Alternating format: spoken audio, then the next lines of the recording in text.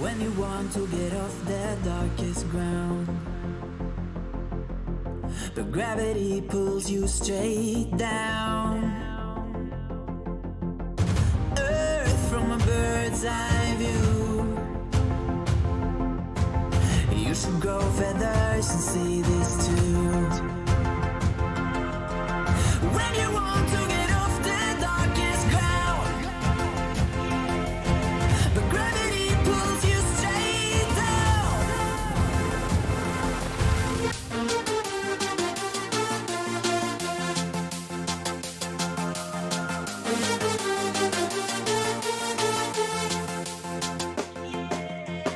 When you want to get off the darkest ground, but gravity pulls you straight down.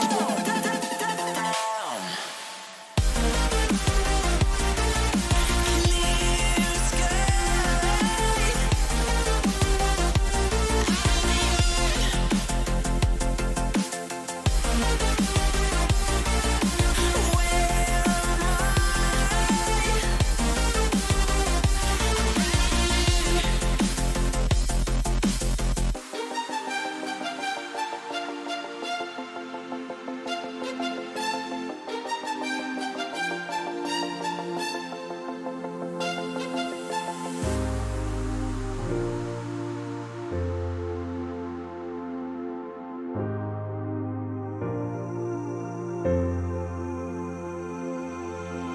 When you want to get off that darkest ground,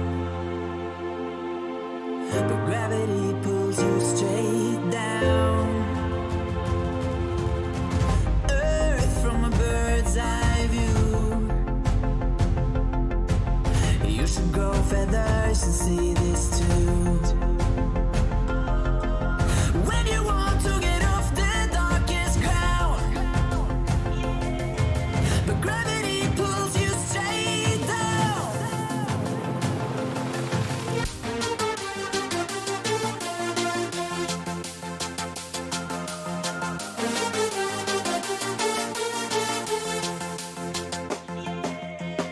When you want to get off the darkest ground,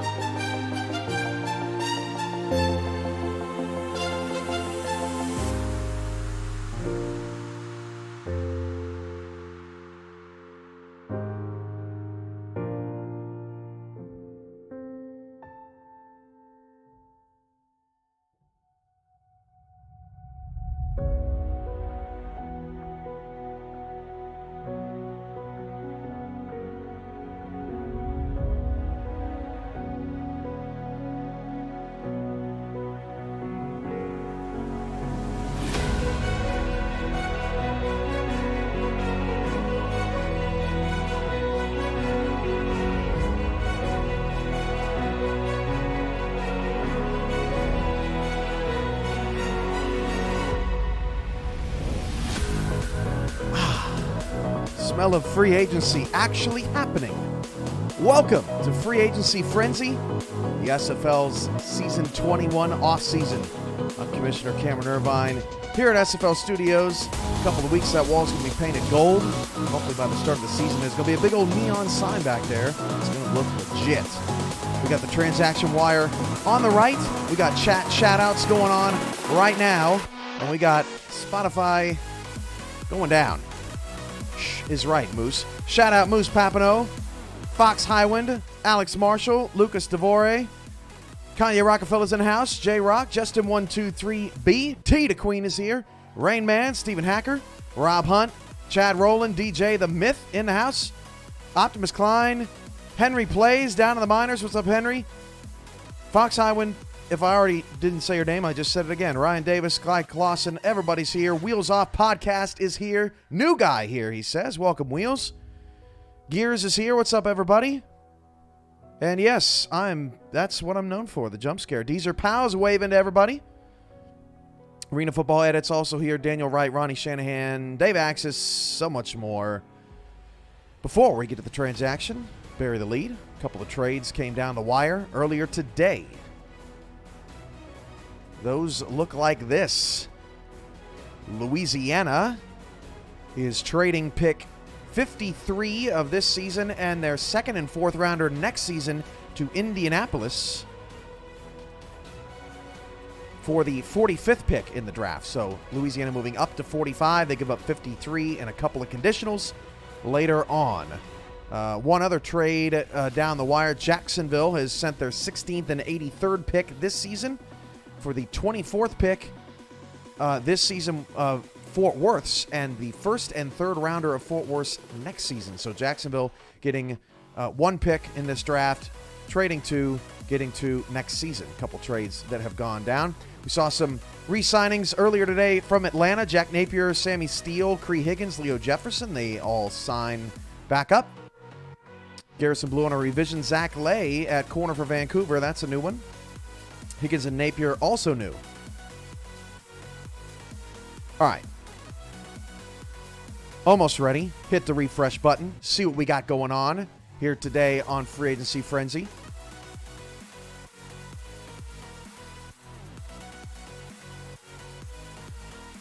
Let's make it happen. Get all my windows situated here. There it is. We're ready to go. Let's refresh that page, and we've got 5 across the wire so far. Let's break it down. First, Connor Weston. He was in Arizona until just very recently. You may have seen him popping in the general chat to let everybody know he's been released. Well, Jacksonville wasted no time scooping him up. They're going to get him for $1.314 million plus $528.12 in change. Connor Weston is now a member of the Jacksonville Kings. Bob Funk is headed to San Diego.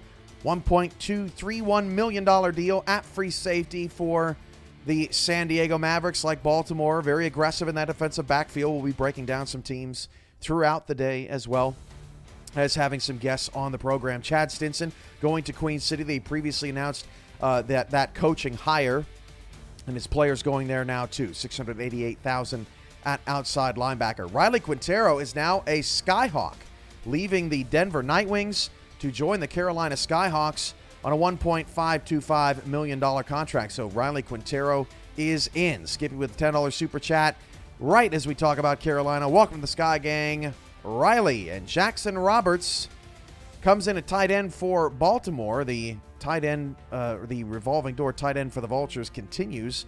Although Baltimore didn't lose anybody this time, just picking up a new fresh face. $412,929 is that contract for Jackson Roberts.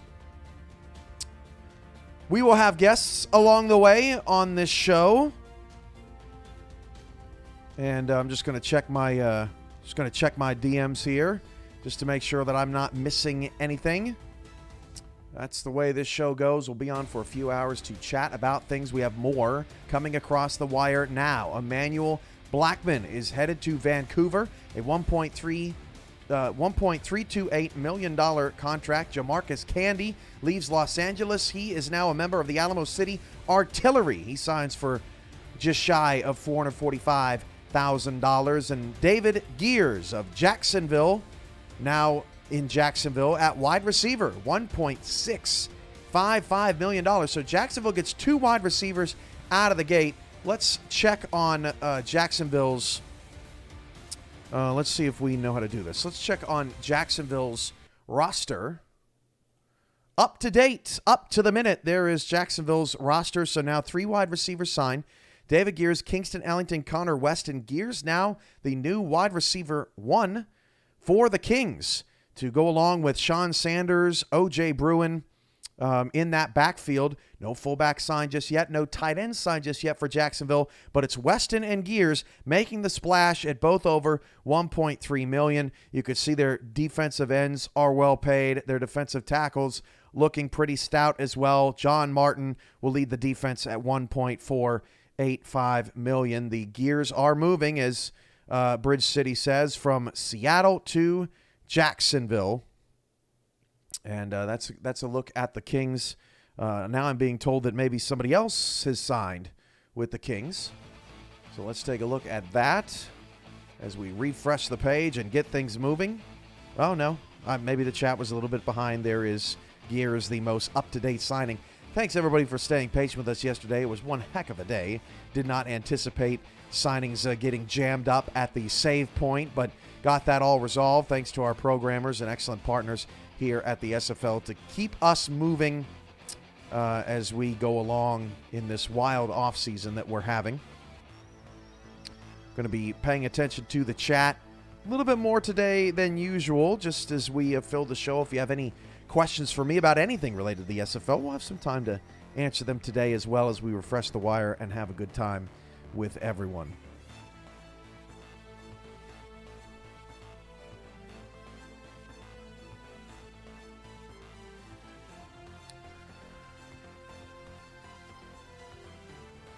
We got some more from Jacksonville. And look at that. Jay Ballmer. He is signed with the Jacksonville Kings. So rumors had it he was going to Texas, but no, that didn't work out. Jay Ballmer, $1.039 million fullback. We were just talking about that fullback, lack of fullback and lack of tight end as well. That's Jim Copeland Jr. heading to Jacksonville. $1.359 million deal at tight end. The Kings wasting no time. Now with 4 free agent signings, they are stealing the show at least early on in the process here. Gina McFly says Kings are going crazy.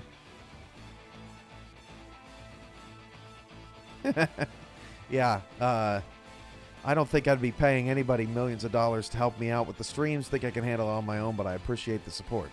Congrats to Jim. And Kings are crazy, yeah. Jeremy says, love to see my old Nightwings landing in good homes. Riley Quintero going to Carolina. And I think Jim Copeland Jr. also played for Denver. It's getting a little foggy even for me these days. As Justin says that Frank's throwing money now. If you're scheduled to be on the show, we'll love to have you at your scheduled time. If you're not scheduled to be on the show and you want to chat about anything that comes up that you find surprising, you want to talk about the offseason so far, you want to say anything, send me a DM and we will get you right on the show. Rob says it's hell getting old. Yes, it is. What else we got going on in the chat here today? Can't forget the refresh. We got Robert Thump at defensive tackle going to Alamo City, $339,000. Let's actually take a look at Alamo City's lineup now, because there's quite a few players here. In fact, we can't even get them all on the page. Just barely. You could see Matt Fennick squeezing down in there. But we've got 3, 6, 9, 12, 15, 18, 21. That is now 24 players for Alamo City. They are at $21.6 million at the moment with those 24 players signed, led by Brad Jones, who has the highest contract in the league at $3.11 million. Now, there are some pretty outstanding cast members, including Garrison Blue at $1.44 million at tight end. Yayo Montoya, previously known as Greg Soto, pulling a Ron Artest these days, $1.275 million, leads the way on the wide receiving core.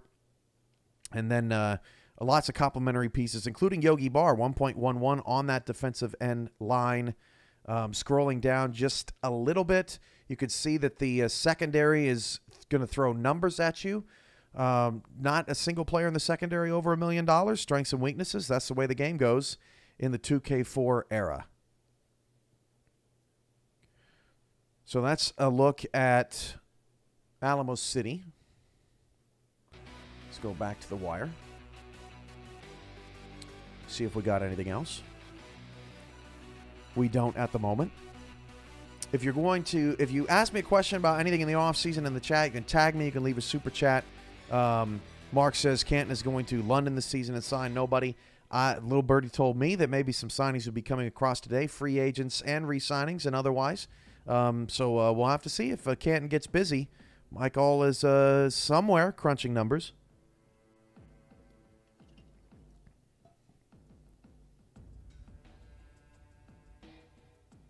DJ asks, are rookies going to be paid the same amount, or is everyone going to be different? Depends on what the value is.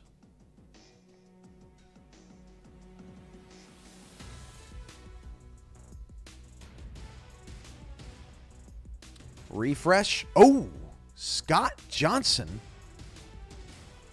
$692,000. Am I crazy? Scott Johnson played running back, right? Did we have a running back move to wide receiver situation in Portland? Are you kidding me? We gotta look at that, because that's straight up nuts. That's a stunner. Scott Johnson, their first wide receiver signing of the offseason, and he'll be playing at wide receiver. I wonder if he'll be playing a little running back as well. You've got Ezekiel Love still yet to sign. I would imagine that we'd see something there. But that's pretty interesting. Yeah, somebody pointed out right away, Geno McFly has a 55 catch. Yeah, so Portland's going to have to move somebody around. And 92 speed, 90 agility. Boy, that is a fascinating signing.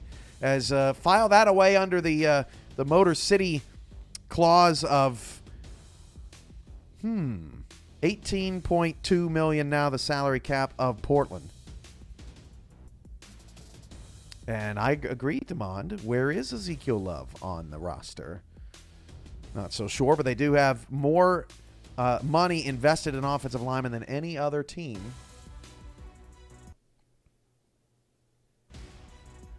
Bonkers. Whew! That one gave me chills. That was surprising. Definitely was not expecting that. As Portland makes the newest splash on free agency frenzy here today. By the way, total contracts now total over 400 around the SFL, as we near full rosters across the league. Arizona got Matthew Slynn says Scott and Zeke are friends, so you can bet Love will sign soon. Interesting. Arizona got some signings in recently. We'll have a look at their team build as we go along in the show here today. Coming up on the show, we've got Vancouver general manager and Vancouver part owner, I should say, Brett Killian, coming up on the show top or bottom of the hour, rather, in about 14 minutes. So we'll have our first guest of the day on the show to talk some Vancouver Legion moves this offseason.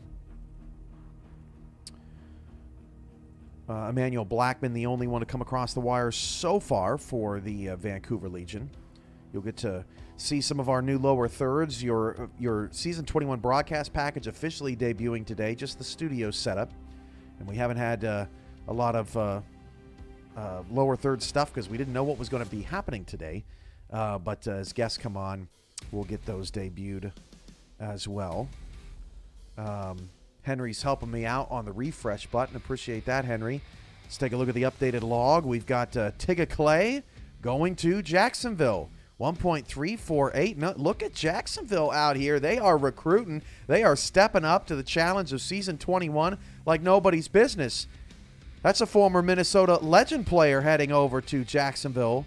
$1.348 million contract at strong safety. Leon Thunderman signs in Florida, just shy of $1 million buckaroos at inside linebacker. By the way, LP on the side, that's loyalty points. Those were from previous contracts, and they don't mean nada to this show. But Leon Thunderman, the former #1 pick of the San Diego Mavericks, that's the second former #1 pick of the San Diego Mavericks to move on to a different team. He goes to Florida, where he tries to anchor that Florida linebacking core. Of course, Stephen Black, who we'll hear from later on the show today, is now the general manager in Minnesota. And then let's see. Let's take a look at Florida's roster build. See if they had anybody else at linebacker signed. Ryan Tobin at outside linebacker, $1 million and change. So Thunderman, your first inside linebacker to sign, and there's still one linebacker short. That's always been the Achilles heel of Florida for whatever reason. The linebackers have been hard to keep, but their retention they make it look easy. Look at that, $22.898 million against the cap. You see all their players there. They do all fit on the screen, but maybe not for long as you look at their updated builds around the SFL. All right, back to the wire. Let's take a look at the transaction log. It is still the same as the refreshes are fast and furious around the SFL.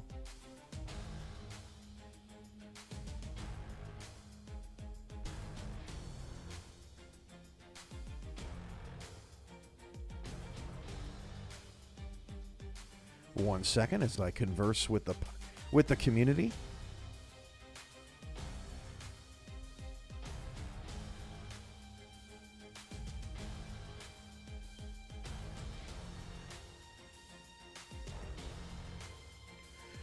For those of you that are sending me messages about your players signing, you have to publish the signings in order for us to talk about the signings. So if you have signed contracts in your portal, you have to publish them, and then we all get to see it.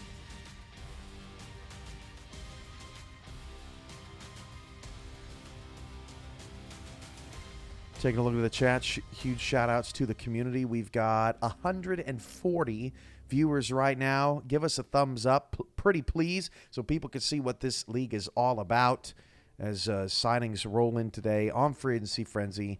We're about 20 minutes in. Rob Hunt asking if Indianapolis has some fireworks coming, and I'm sure we got plenty of teams with some fireworks happening right now as we speak. We've got some new contracts in.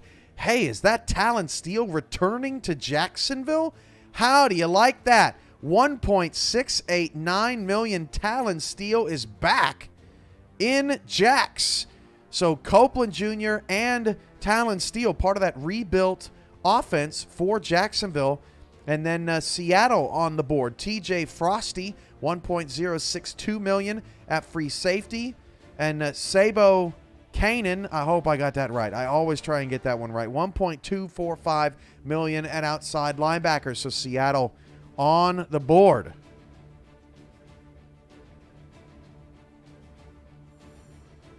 Thomas thinks the Kings going to be a playoff contender.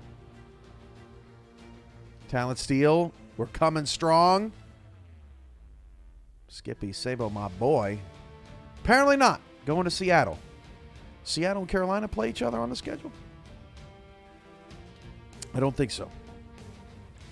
Sabo says I nailed it. Yes. Broadcasters out there, Sabo Canaan. Got it.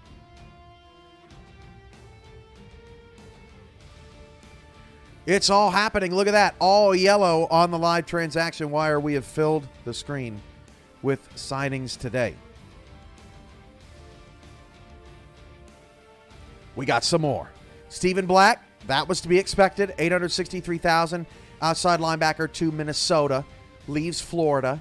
The new general manager, he'll join us on the show later, I believe at 6:45 Eastern, if I'm not mistaken. And JT Delaney for Arizona is the new kicker in Arizona, $643,000. He takes over for Cliff Allen, who is anticipated to sign with San Diego. He was named to their staff earlier this offseason. But yeah, the Stephen Black signing, not a shocker, just like the Chad Stinson signing was not a shocker. But linebackers on the move, no doubt about that. We have seen now 4 linebacker free agent signings: Stephen Black, Sable Kanan, Leon Thunderman, and Chad Stinson.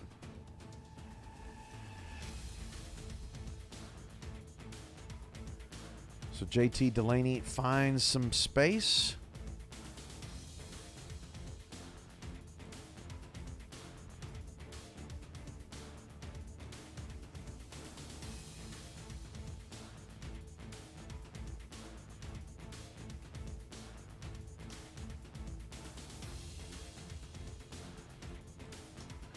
Organizing behind the scenes. Let's see if we can get JT on the show.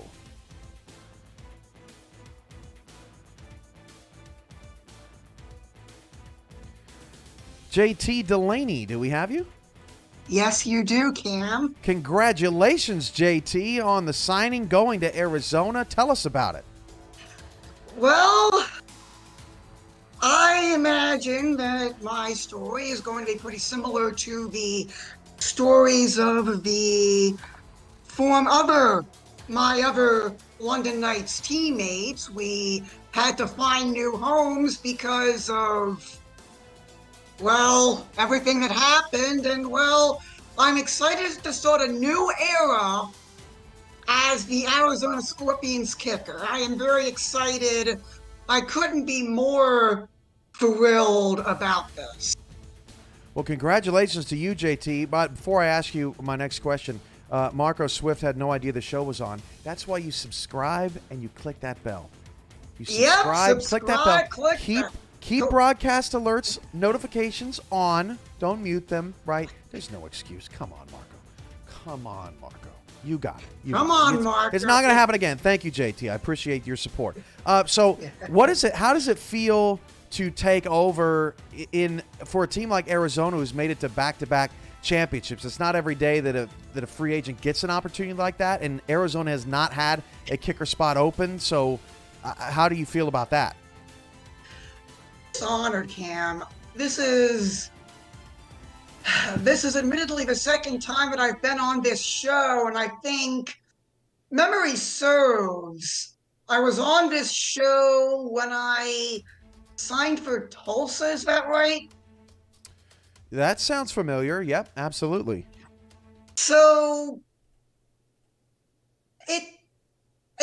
I'm honored that I get to replace a kicker as talented as Cliff is, especially under the unfortunate circumstances that I found myself in. I could have easily found myself stuck on another team that doesn't have the championship pedigree that the Scorpions have. But I am just blessed, and I'm blessed, and, praise be Jesus Christ that I get this opportunity in Arizona, Cam. Last question to you, JT. Arizona now has players. Damon pointed this out, but I'm going to follow it up with even more. Arizona now has players on the team named DJ, TJ, DD, JR, and JT. What's going on here with the two letters? What's going on? I can assure you it is entirely coincidental. So, hey, at least the media people over there don't have to work too hard to figure out how to spell first names. It's pretty simple over there. Yes, and I would like to make a comment. I'd like to make a comment to the people of London, if I may. Go right ahead.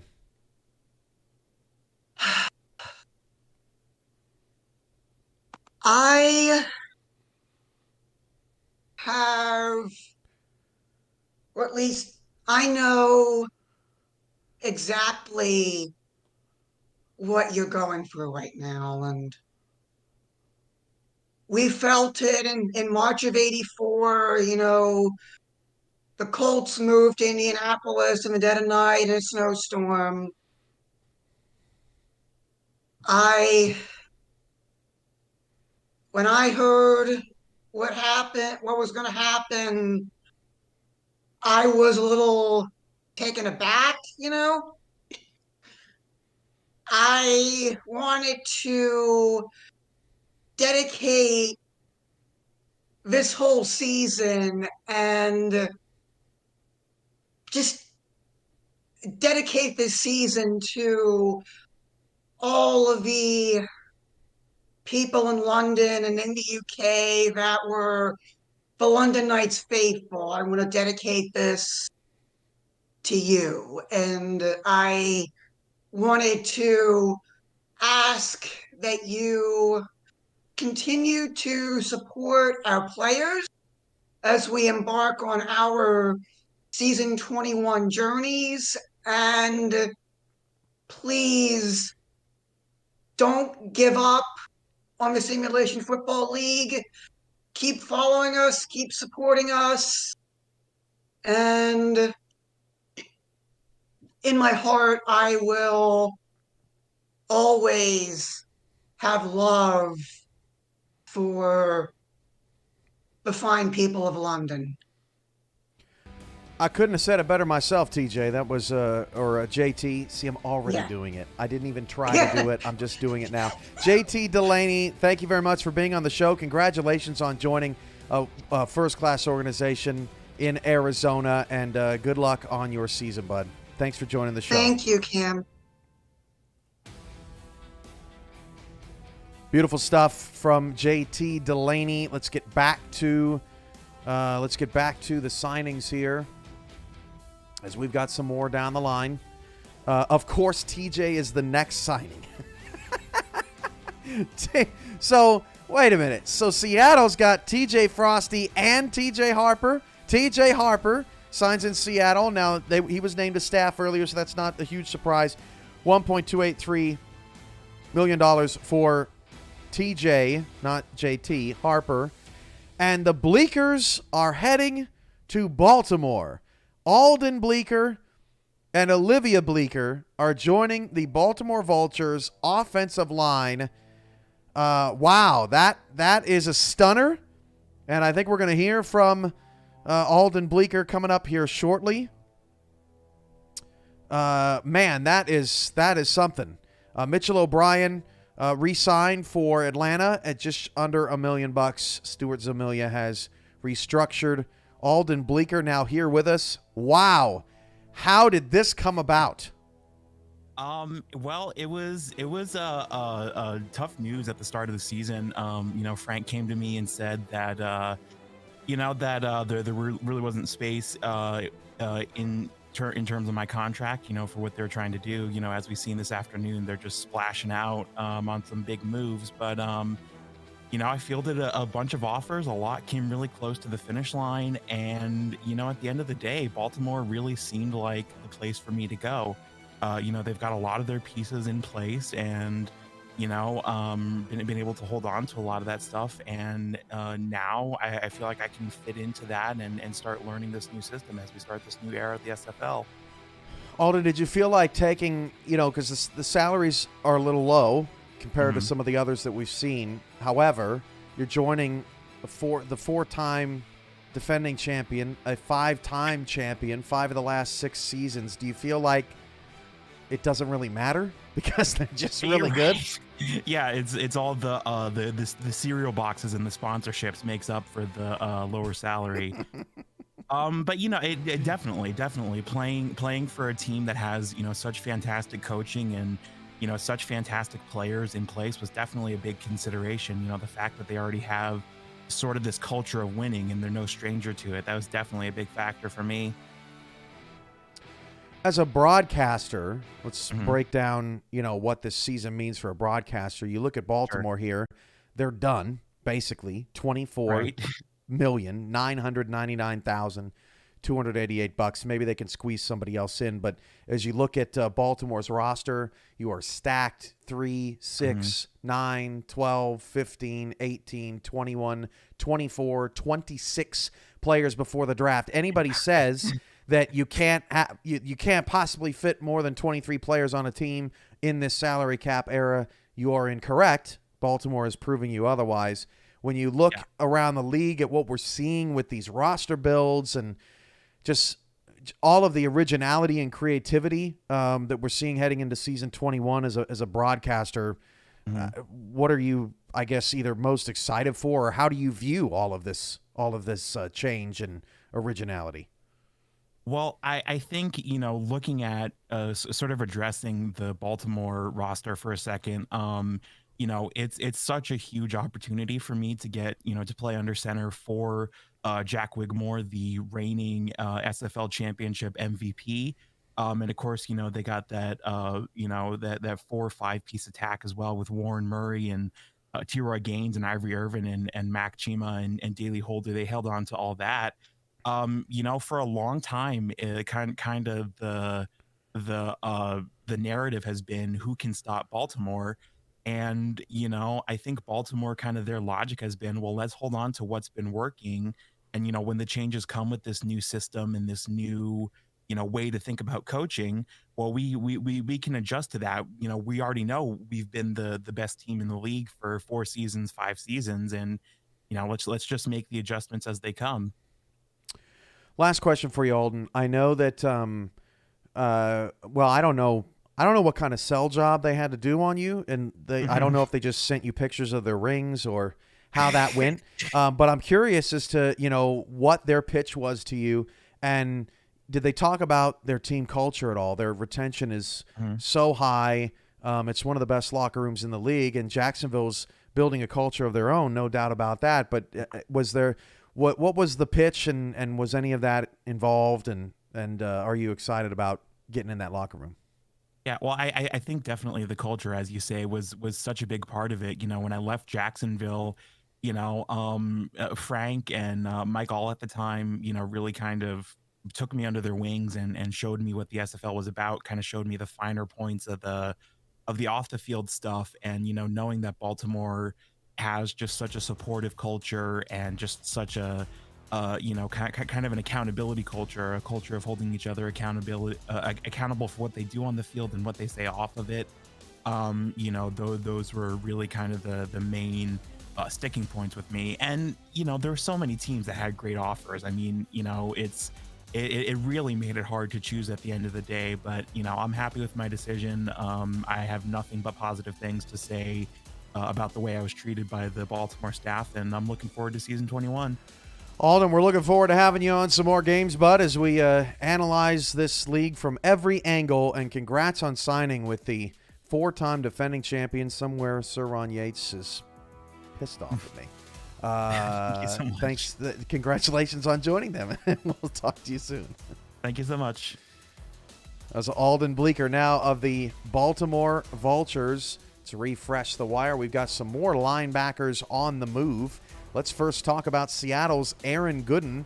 That was another Florida Storm linebacker to leave the premises, and Gooden signs in Seattle for $973,000 and change. Michael Rury from Las Vegas now goes to Vancouver at defensive tackle, $760,000. I went to speech class in elementary school for my R's, and so his name it just hits me in a sore spot. Brandon Ewing of Queen City signs at corner, $729,000. DJ Bandit has re-signed with the Tulsa Desperados, former Baltimore Vulture, $1,187,000. And Barry Simeon is back in Houston, $365,000. Gooden and Canton, Sabo, the band is back together. I believe that the two of you played with the same minor league team. Let me know in the chats if I'm getting that correctly. The greatness is welcome Seattle, or Aaron Gooden to Seattle now at this point. So I had it wrong a little bit earlier. We were going to be joined by Alden Bleeker there at 6:30. Here's what's coming up. on our schedule of guests. We've got Vancouver owner Brett Killian coming on at 6:45 Eastern in about 8 minutes. And then we have the Minnesota Legend general manager who signed earlier today, Stephen Black. He is at the top of the hour. And we'll have him on to talk about some Minnesota Legend football coming up. In the chat, what has been your biggest surprise signing? Don't talk about your team. Let's make it interesting. Let's get your opinions on everything else going on around the league as we wait for some more signings to come in. It all started with Connor Weston way down here just as free agency opened up for the Jacksonville Kings, and they made quick work. David Gears, Jay Ballmer, Jim Copeland Jr., Tigga Clay. I don't know why I'm looking up there. It's right in front of me. Talon Steele rejoining the team. Lots of good stuff from the Kings there. Zach Haldorf says Leon Thunderman was a surprise to me going to Florida. Alex Marshall says Baltimore is going wild again. Turiano Rivera, what's up, man? Checking into the show. Appreciate you watching. Scott Johnson, biggest surprise so far from Bob Funk, who's now in San Diego. JT to Arizona, says Ernest McCrae. Ryan F. says, how many players are on Baltimore now? What did I count? 20, 25? Skip says Sabo and her were on the same SFLM team. 26. Let's see. What else did I see? Quintero to Carolina from Adam Wiseman. Surprised that the Skyhawks were able to get him. The sheer volume of big money guys heading to Jacks from Rob Hunt. And Brett Killian, whoever doesn't say Scott Johnson, is a liar. Yeah, very interesting out of Portland so far. Eric Vincent, the Kings are doing some good things down in Duval.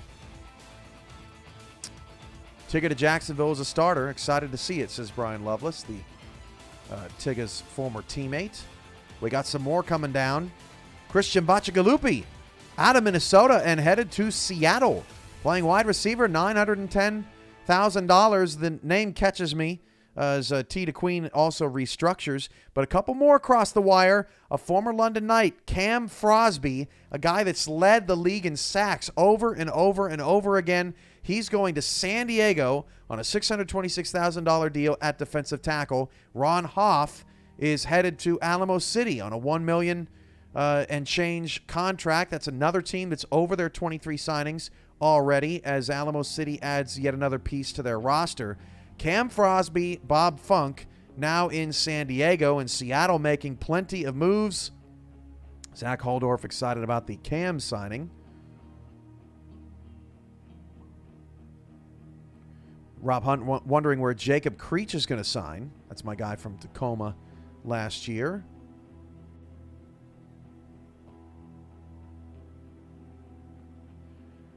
Brett Killian talking about some draft stuff. We'll get into that, I'm sure, with him in about 5 minutes. Let's take a look now that we've seen a couple of signings come through for San Diego, because the Cam Frosby one really is fascinating. The San Diego Mavericks still without a quarterback, but now at $21.530 million. They are at 3, 6, 9, 12, 15, 18, 21 players at the moment.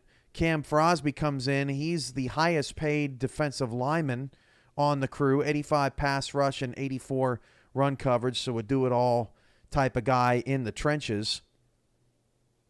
And then Bob Funk down there at free safety, $1.2 million. He'll join, let's see, he'll be the highest paid safety, at least so far. Nate Hall's also there, $1.17 million.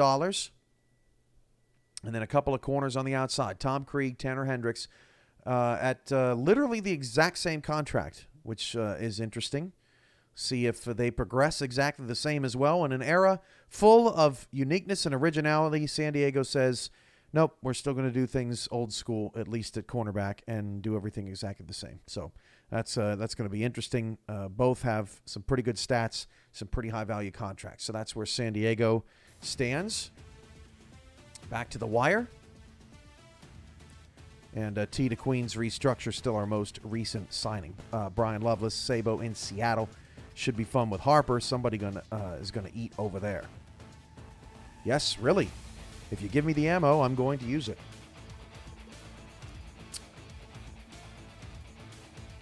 Justin 123B. Wonder what Shane and Drew have planned for us V8s.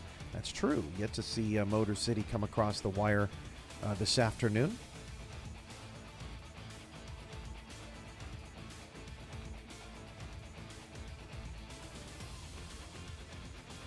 Fun stuff, folks.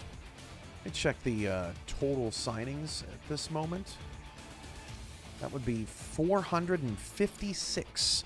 456 signings across the wire. And we still have 2 teams that have not published any contracts that hopefully we'll be getting soon. I know that they are working on it. James Walters pointing out that Seattle now has 3 outside linebackers and an inside linebacker. I must have missed that. Actually, we haven't looked at Seattle's team build just yet. Let's take a look at what that looks like now. And yeah, you are right. The linebacking core going to be fierce. Of course, that all started with David Horrell in the Seattle era, but Sabo Cannon's going to lead the way at $1.245 million, and then Aaron Gooden, Matthias Citrion follow at outside linebacker, TJ Harper. Maybe they're going to play up on that line at defensive end. I don't see any defensive end signs, so maybe they're going to move some linebackers down in position. Looks like something could be developing there with that. Kicker and a punter, too, for Seattle, $19.768 million against the cap. Can I look at DC's builds? Certainly, while we wait for more transactions to come across the wire. DC, $18,400,000, almost right on the nose at the moment. Team still a little light, but a couple running backs, Chuck Steller and Kevin Say in the backfield. Still going with that 2-back set that they had previously. Say the second highest contract in the league at $3 million. Synergy coming in pretty low, $1.19 million, but does have 80 scramble, 52 speed. We'll see what happens with Synergy's build and how much of a threat he can be in the run game as well. Good defensive line there, particularly a defensive end led by Jose Fuentes.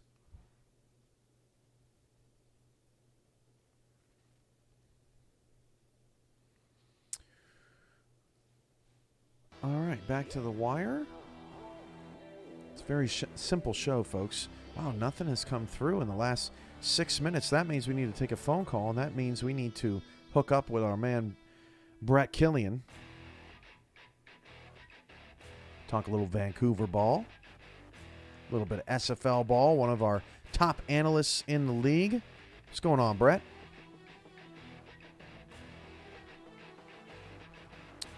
Of our first technical wonderment of the day. You there, Brett? We here. All righty. What's going on, man? Oh, it's already been an exciting free agent start already. We're only 45 minutes in, Cam. Jeez, all the signings so far has just been, I haven't expected, at least a good handful of these, but already we're talking, whoo-wee! We got ourselves a season 21 coming in. Sean Allen asked an interesting question in the chat. How long does the signing period last? Well, the signing period for veterans goes until July 4th with the extended offseason as the league prepares for its mod. But expect, after this upcoming season, the championship game is Thanksgiving weekend with the late start. So expect for 1 week of free agency, re-signings, rookie draft, all that stuff each next offseason as we'll hit it fast and furious before Christmas. Things are about to pick up speed here in the SFL, Brett. Gone are the long, dark days, or almost, of a lack of SFL action, and we're excited about that. Let's start in Vancouver with a couple signings that you've had come across the wire so far. Emmanuel Blackman and Michael Rury. Let's start with Emmanuel. Well, these two, first off, were signings that we needed to fill right away, especially with a huge loss in Major Key, and we wish him all the best, to wherever he goes moving forward and everything like that. But that's a big hole to fill, and seeing a guy like Emmanuel Blackman available with all those London players, being in that market, I know for sure Andy has told me that Blackman was like one of the first guys that he really wanted to reach and and get out. And now looking at just that secondary alone with Blackman, now Zach Lay came in, with that last second re-sign with us, along with Michael Lister and Will Stern. Those guys, I think we have probably one of the top, secondaries in this league, maybe more underrated than most people expect. But with Blackman, he's definitely going to lead the way, and I anticipate many pick sixes coming his way for sure. So you're able to dip into that London market, and then you're able to go get Michael over on the defensive line at defensive tackle, especially from a team, I believe that y'all play Vegas this season, right? So he'll get a chance to face his former team. Yeah, and again, it's one of those things that it's a position that we need to fill up. Vancouver defensively is, especially, the latter stage of season 20, we were known as a team that could get to the quarterback, and that was led by, GG's in the chat, Gerald Giudice and Greek Nightmare, Achilles Papatonis, and then Cabron Womack. Felt like he almost came out of nowhere that second half of the season, had about 4 or 5 sacks, in that second half, and really made an impact. So we needed someone, kind of complement us in some way. And we saw Michael Rury, and he is, a TFL machine. He's got 22 in his career, and give him 8.5 sacks for his career as well. A very, quiet numbers for a guy, but I feel like he can just fill in with this team, no problem. He's that presence that we need on that defensive line as well. He'll complement Giudice, being a nose tackle option. I just feel like, defense pretty much shored up, I feel like, for this season. Giant bear just walked in my camera as my dog entered the room and lied down. So that was interesting. That was surprising. Didn't expect that. Thought the door was closed. But let's get to some league stuff here, Brett. You said in the chat anybody's lying if they didn't pick Scott Johnson as the most shocking signing. What do you make of what Portland's doing, your division rival? You know what? I think Portland started out as quiet as us, especially with the re-signs and everything like that. So it was early. It was too early for us to tell what direction they were really going, and then things started coming in. Then I saw, okay, they're really stacking up their secondary. You see, Derek Majors at 1.8, Chris Stack at nearly 1.5, Leo Morris at 1.4, Bernard Smith nearly at 1.8. They want to shore up any air attack, and that's fair considering our track record. Being the team that has a great passing attack, led by the great Christian Brown. So I like what they're doing, and now adding Scott Johnson to the mix, converting him to a wide receiver option, completely shocked me. Came right out of left field, to be honest. I thought Johnson was going to be, a guy that was going to stay in Las Vegas and he would probably kill us in the run game. But now he's going to be, that project wide receiver option, maybe flip-flopping between, we know all about, position subs and stuff like that going into the game. Heading in, like, we really don't know what Portland's going to pull out now with Scott Johnson, but you see the 55 catch, but I'm still looking at that 92 speed, and he's only 5'11", so he's going to be an absolute bullet down the field. So we gotta take care of him, especially with game plans moving forward. Yeah, I've seen some. I mean, there's jet sweeps, there's reverses, there's leading blockers, there's all sorts of stuff. And whatever the vision is in Portland, Scott Johnson must believe in it, because to go where, I'm just assuming, Brett, that Ezekiel Love is coming back. Why wouldn't he? In Portland, he's been one of, if not the best running backs in the league for the last 2 years. He's the face of the franchise. Let's be honest. Yeah, face of the franchise. So to get Scott Johnson to leave a place like Vegas that has had a 6-6 record or better 5 seasons in a row, and to go to Portland that hasn't made the playoffs in their history, there's a good vision down there that Scott Johnson believes in. I have to believe that. That's just an incredible signing. Oh, very true. And you know what? For us, it's making this division even tougher, especially to scout, especially to play against. And just to throw a little bit of shade in there, maybe for the first time in 6 seasons, this division won't be decided after week 10. Ooh, ouch. Brett, let's talk about Vancouver for a sec. You've, in terms of the organizational structure, it's, you, Robert Redford, Andy Hamilton. This team has always been led by a cast of what feels like superheroes, on offense. And, that tradition continues. You got the new company sponsor of the stadium, the Delta Dome, coming in season 21. You guys have picked it up as of late, as recently have. What have you seen out of the front office, and have you gotten a chance to dabble with the game yet, or seen what it can do from a Vancouver standpoint? But personally for me right now, I've only really seen pictures that Andy has sent to me, and little clips here and there. Just because I fear that my laptop is going to explode after I had that incident midway through the season. That's where true. I had that running blue screen of death. So I'm not going to risk anything right now. I'm hoping my next paycheck comes in pretty sweet so that I can buy myself a Retroid and have that come in. But the main thing here, going back to the Delta Dome, and I have to give credit to Robert here.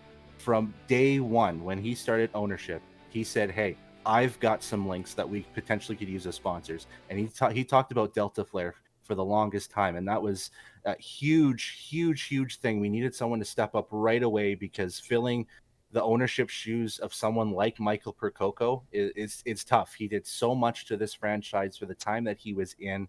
And now getting, a new sponsorship to the stadium, now calling it the Delta Dome. And we got a couple more possible sponsorships down the line here. They haven't been, 100% confirmed yet, but we've got something, in our pockets right now that we're very excited to hopefully, bring out in the next couple of weeks, definitely before the season, and definitely before, this guy heads to Seattle or to Cincinnati. I was going to say, you haven't signed yet, Brett. Are you heading to Seattle? Is that a Freudian slip? We're leaving the best. We're leaving the best for last, baby. We got with our myself, Drew You sound like Mike Hamilton St. Green right now. He's already signed. And Robert Redford. Those are the signings that the best is waiting for last. But right now, I think you've got something heading Vancouver's way over in signings that I believe is live right now. Oh, more Vancouver signings, you say? Yeah. I think there's another one for you. Oh, okay. Well, let's take a look at that. Here we're looking at your current build, 17744. And in fact, I can play hide and go seek and just refresh the page and find the new signings on the roster. And that would be Stephen McMichaels at tight end. Am I right? 1.36. That's true. Yeah. Million is on the board. Did I miss anybody else that's new? That's the live one, my friend. Okay, there you go. Stephen McMichaels, a journeyman, but I've never really understood why. Great dude. Oh, a fantastic dude. Super active. I always love to talk to him in general chat, and I think Andy made a huge steal by grabbing McMichaels out of free agency and bringing him onto this team. It's going to be, a big hold. It's going to be big shoes to fill with, the likes of Dan Daly and the likes of James Walters, filling that position. But we've got Steven in a huge opportunity to, make a huge splash to his career. And he just fits right well with our system. I can't wait to see him on the field. Out of curiosity, Brett, the McMichaels deal, the Rury deal, the Blackman deal. When does the ball start rolling on these type of deals? Because this is the one part of the offseason that is kind of an enigma to me as the commissioner. I sit and watch The Wire, but all the inner workings that go into what happens on a day like today, publishing a contract. There's a lot that goes into it right from the start, but how quickly do things come together? When do they start? Have any insight on this for those that are wondering out there? Basically, Robert and I kind of hold back, and we kind of deal with, other things going on with the team. Robert's been working really well with sponsorships. I've been looking for partnership opportunities myself, more within, the country of Canada, to see if we can get some, Canadian life into our sponsorships. And I've got a couple feelers myself as well. And the thing is, Andy keeps us updated as quickly as possible when it comes to negotiations. He's been at this since probably, I would say, 3 or 4 days after the championship game, trying to get everything going, seeing what the roster is going to look like at first, see what our holes are, what we need to fill. And then Andy starts negotiating with any potential players from the start to see, you know what, who's declared free agency, when can we start, going with, you know what, let's see what we can do to get this possibility into a reality, to have you join the Legion and continue our run of being Pacific Division champions. And it's just all Andy. He is working so hard, meticulous with the stadium and the units. He probably gets about 18 energy drinks in him per day to stay up and do all this. He is the lifeblood of this franchise, and it's his team, it's his baby, and I give him all the credit in the world to give this team as much success as he has throughout our last 12 seasons being in the league. Well, I think what that says to me, Brett, is that a lot of times people say, oh, well, it all starts earlier, right? It all starts in week 10 or week 12 or what. Not necessarily. It can start after everybody's done playing as well. And you could still make a great team out of things as Vancouver is doing. You're hoping to make it 8 for 8 in a row on playoff victories. We're speaking with Brett Killian here, one of the Vancouver owners. And it's exciting stuff, man. Y'all are doing some big things. And we've got your home opener against Las Vegas on the Monday Night Spectacular, I believe, in week 3. So we're looking forward to being at the Delta Dome for that. It's going to be a fun game for sure, especially when we open up our new Delta Dome to the public. And oh man, seeing the pictures of what Andy has done for the uniforms, we have got the crispest uniforms in the league, and it's not even close.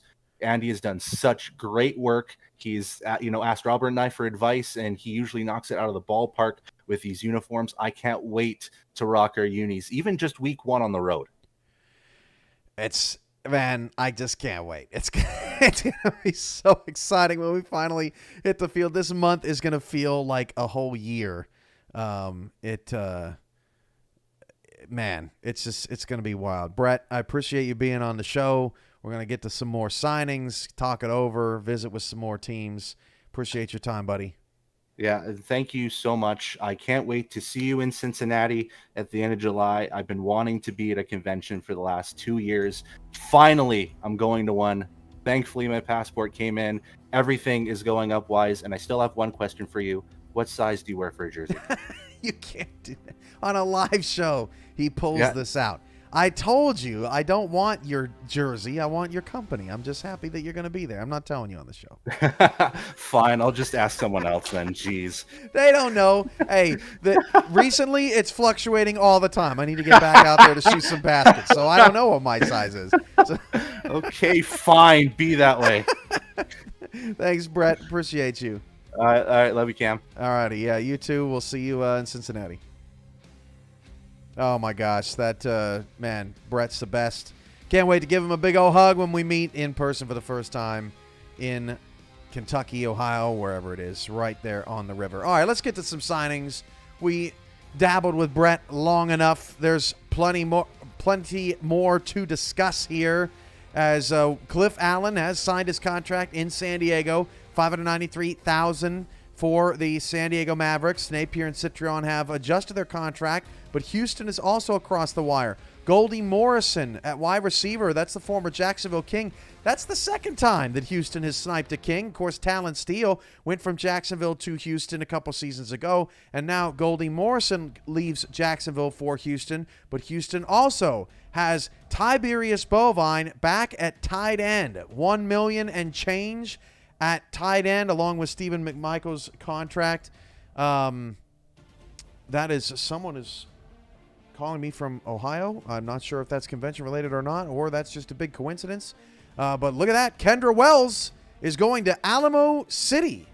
Maybe that's not Kendra. That's another number. $872,000 contract. Kendra Wells going to Alamo City. Huge signing. Leaves Canton and is headed to become a member of the artillery. Michael's letting Brett know what his jersey size is in the chat. But wow, there's some big names on that refresh. Man, that is just fantastic. Okay. we're moving right along here. Things are getting exciting. Things are getting juicy. Now the show's picking up steam. Now it's time to bring in a Minnesota legend to talk about what's going on with his new team. See if we can get Stephen Black on the line.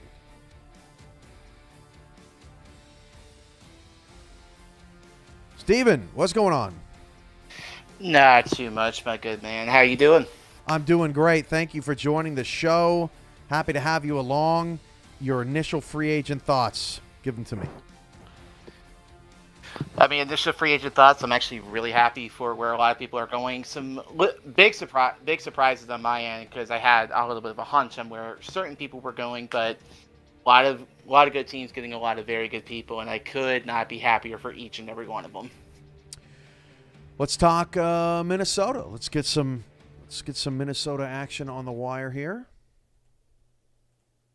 Well, absolutely. I can definitely tell you from the first day I've stepped into Minnesota, it has been a wild ride so far. I had to take care of some things in-house before I could really get the ball rolling. But I am definitely happy to report that while it does take a village to make this team go, we do have a couple of free agent signings to drop for you right now. But I do actually have a little bit of a surprise because one member of our team roster was told he needed to go on a diet. Because not only is he going on a diet, he is actually changing positions to help out the team. If you don't mind hitting that refresh button. I got you. I'm scanning.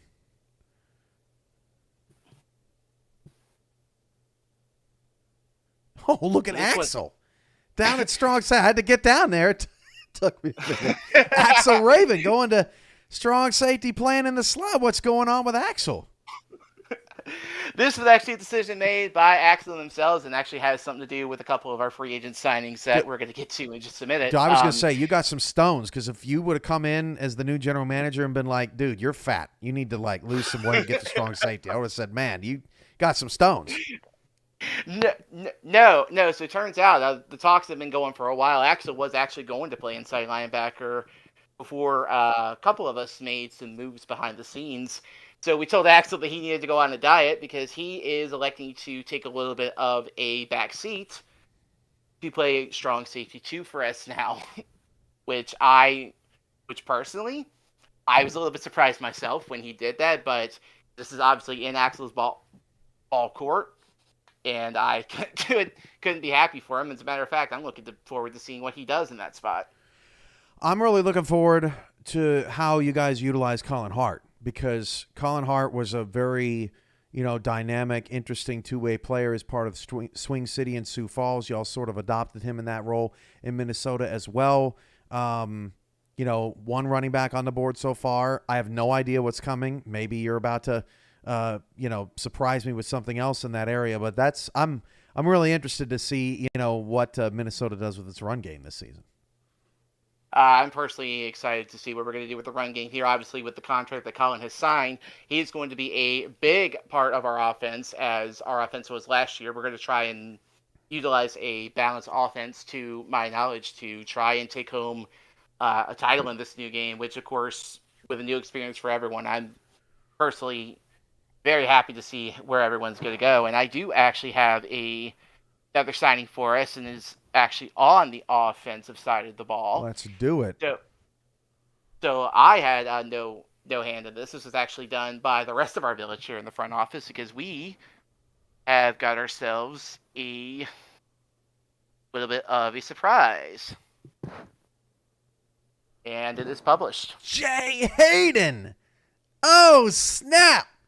Look at Jay coming at man. See, this is why when players go, well, see you later, I'm like, see you around. I'll see you in about a month when re-signing comes or when a free agency comes around. You can't quit the SFL. Jay Hayden coming into Minnesota. Tell us about it, Steven. Well, Jay was actually going to stay out of the SFL, but I believe it was Mr. BJ Loveless had a little bit of a talk with Mr. Jay Hayden along with Axel, and what he was actually looking for, he was just looking for a good locker room with some camaraderie. He did actually have a good experience in Charleston, to my knowledge, but he just wanted a place where he could kind of kick back, have some fun, and have some good camaraderie. And we needed a tight end too, since Mr. Bajigalupi, which I'm happy for him, taking that new wide receiver role in Seattle. So we needed to pick up a new tight end too.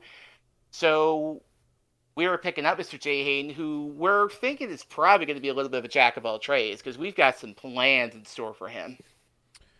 Is it a false rumor that you were at one point going to offer him like $2.5 million? I wish, but Jason, I wish, but Jason shot us down. Wow! How about this? How about this from the Baltimore Vultures? Jay is the best person in the SFL. That is high praise. Like, seriously. And I mean, I know that you feel pretty similarly about Jay, as do I. He's a great dude. I hope to meet him one day. But yeah, you guys got yourself a winner there. Oh, absolutely. Jay's had some time in Queen City with BJ. He had some time in Arizona with Eddie, and then of course going to Charleston. All three wonderful places to be. He's definitely a great dude, and I'm looking forward to seeing what he's going to do for us coming this upcoming season. If you'll humor me here for just a second, I want to talk about your former team, the Florida Storm, because this team meant a lot to you. Very touching tribute to your teammates. It's beautiful to see human connection in action in this league. And I know it was hard for you leaving Minnesota. So two-part question for you. What have you liked and what have you seen out of Florida, during the signing periods over the last 8-9 days or so? And, how has life been in Minnesota getting adjusted to, a whole new locker room and new teammates? I actually appreciate you asking that now. I've actually got on record with both Florida and Minnesota that leaving Florida was by far the hardest decision I've ever had to make in the SFL. In fact, throughout the entire GM process, I was in talks with BJ, Axel, Daniel, and the Florida locker room on what to do. And I am actually happy to report that both sides were nothing but supportive in my endeavor. As for what Florida did, Mr. Alessandro Tomayedo actually told me that who they got for my replacement was going to make me very happy, and he was 100% correct. Leon Thunderman is an amazing human being, an amazing player. I am very happy that he is going down there to fill my shoes, which is not hard to fill. Because I am nowhere near one of the best in this league. I just try to do what I can. But Florida has done some amazing things with their signings. Doyle's back in the backfield, which he should have been there last season if it were up to me. But you know what? That's Doyle being Doyle for you. But I couldn't be happier with what Florida has been doing. I obviously wish them all the best. We're probably not going to see them until the playoffs. God willing, both teams make it, and I hope we do. I'm very happy with them. Minnesota, when it comes to the camaraderie, it is very hard to match Florida's camaraderie when it comes to a locker room, but I have loved every second of it. Axel and I have been friends since basically day one I came into this league. BJ is an awesome human being. Everyone who I've met in the locker room so far has been phenomenal, and I'm looking forward to working with this team now and into the future. Any more signings we need to flip back for? Got anything else cooking? Yes, we do, because I will say when it comes to our signings, there's a reason I say it took a village, because we had to send out a lot of planes and a lot of money on transportation to get people where they need to go, because our next signing is probably going to ruffle some feathers, because actually it's not going to ruffle some feathers. It's going to fire some shots, because the reason Axel is moving to strong safety is because we found a new inside linebacker. Okay. Looking forward to that. Coming straight out of Tulsa. Ooh, Miles Gibson. Heading to the division rival Minnesota Legend. $1.069 million contract. That's looking pretty sharp. How did that come about? That actually came about through some connections we had through Axel and more specifically Mr. Daniel Wright. Daniel actually had a very good talk with Miles behind the scenes, and Miles was looking to come play with Daniel, so we ultimately made it happen, and Miles is going to be a force in the middle going forward. Steven, it takes a village, right? I mean, any team that's not operating with a village mentality is probably behind the eight ball. Is it fair to say? I mean, you've seen how Minnesota works. Oh, absolutely. I know. I hit the ground running and talked to a lot of people over the off season, but I couldn't give enough credit to Axel, BJ, Daniel, and Mickey, who have all had a hand in bringing our new players to Minnesota. Daniel with a huge help on Miles. Obviously, Axel and BJ bringing in Jay. Axel himself taking a back seat to allow someone to come in, and I could not have been happier. And we're not even done yet. Yeah. So I was going to, just for time purposes, I'm sorry. No. Don't worry about it. We're all chill here. How many signings? Because I got a couple more questions for you, so I want to make sure I wrinkle them in just fine. What are we anticipating here in the next few minutes? Well, as far as we are concerned, with the loss of Mr. Buchanan Simons and Mr. Adam Banks, who we do absolutely wish well and where they're going next, we lost one massive number one receiver. So we decided to go ahead and go pick up another one. And thanks to some connections to Mr. BJ Loveless, I'm happy to announce the first one, Mr. Deezer Powell. Oh, man, that's huge. That is huge. Former Queen City Corsair. He recently, my memory serves me right, he recently either eclipsed 100 career touchdowns, or he became like top 5 all-time in touchdown passes. Deezer Powell is a future Hall of Famer in this league. That is huge. You mentioned B.J. Loveless's connection. Wow. Stunning. Deezer Powell. That's incredible. Absolutely. And credit to Deezer himself, because when I interviewed him and had a talk with him, the only thing he really ever asked for was he just wants to try and add to his career touchdown record, because you are correct, he is going to be a future Hall of Famer. But there's one other thing I do have to give credit to Deezer for, who said he had absolute love for Queen City, but is loving to come play for us. Surprise, surprise, Deezer's actually our number 2, because we've got one more signing, and I think somebody in our division may want to pay attention to this. No because, way.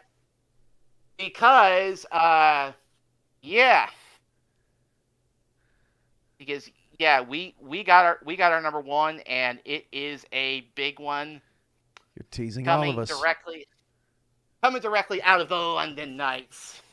Oh, you got Vin! You win the Callier sweepstakes.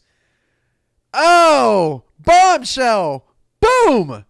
Vin Callier, nearly $1.6 million going to Minnesota, and look at them all in the chat. Upset they didn't get him. Vin Callier is your new number 1 receiver with the Minnesota Legend, and immediately Vin Callier, Deezer Powell becomes one of the best 1-2 punches in the league. Woo! How'd the Vin signing come out? The Vin signing came out wonderfully. Vin and I have been having some great talks over the offseason. Vin was basically all but signed. He basically he wanted to be the number 1 here, and we were glad to give that to him. These are actually agreeing to become our number 2, was a huge help in that, with getting both of these two-headed monsters on our side. Vin, we were alerted that Vin had some other offers on the table, but with what we were able to talk with him about, we came to a conclusion.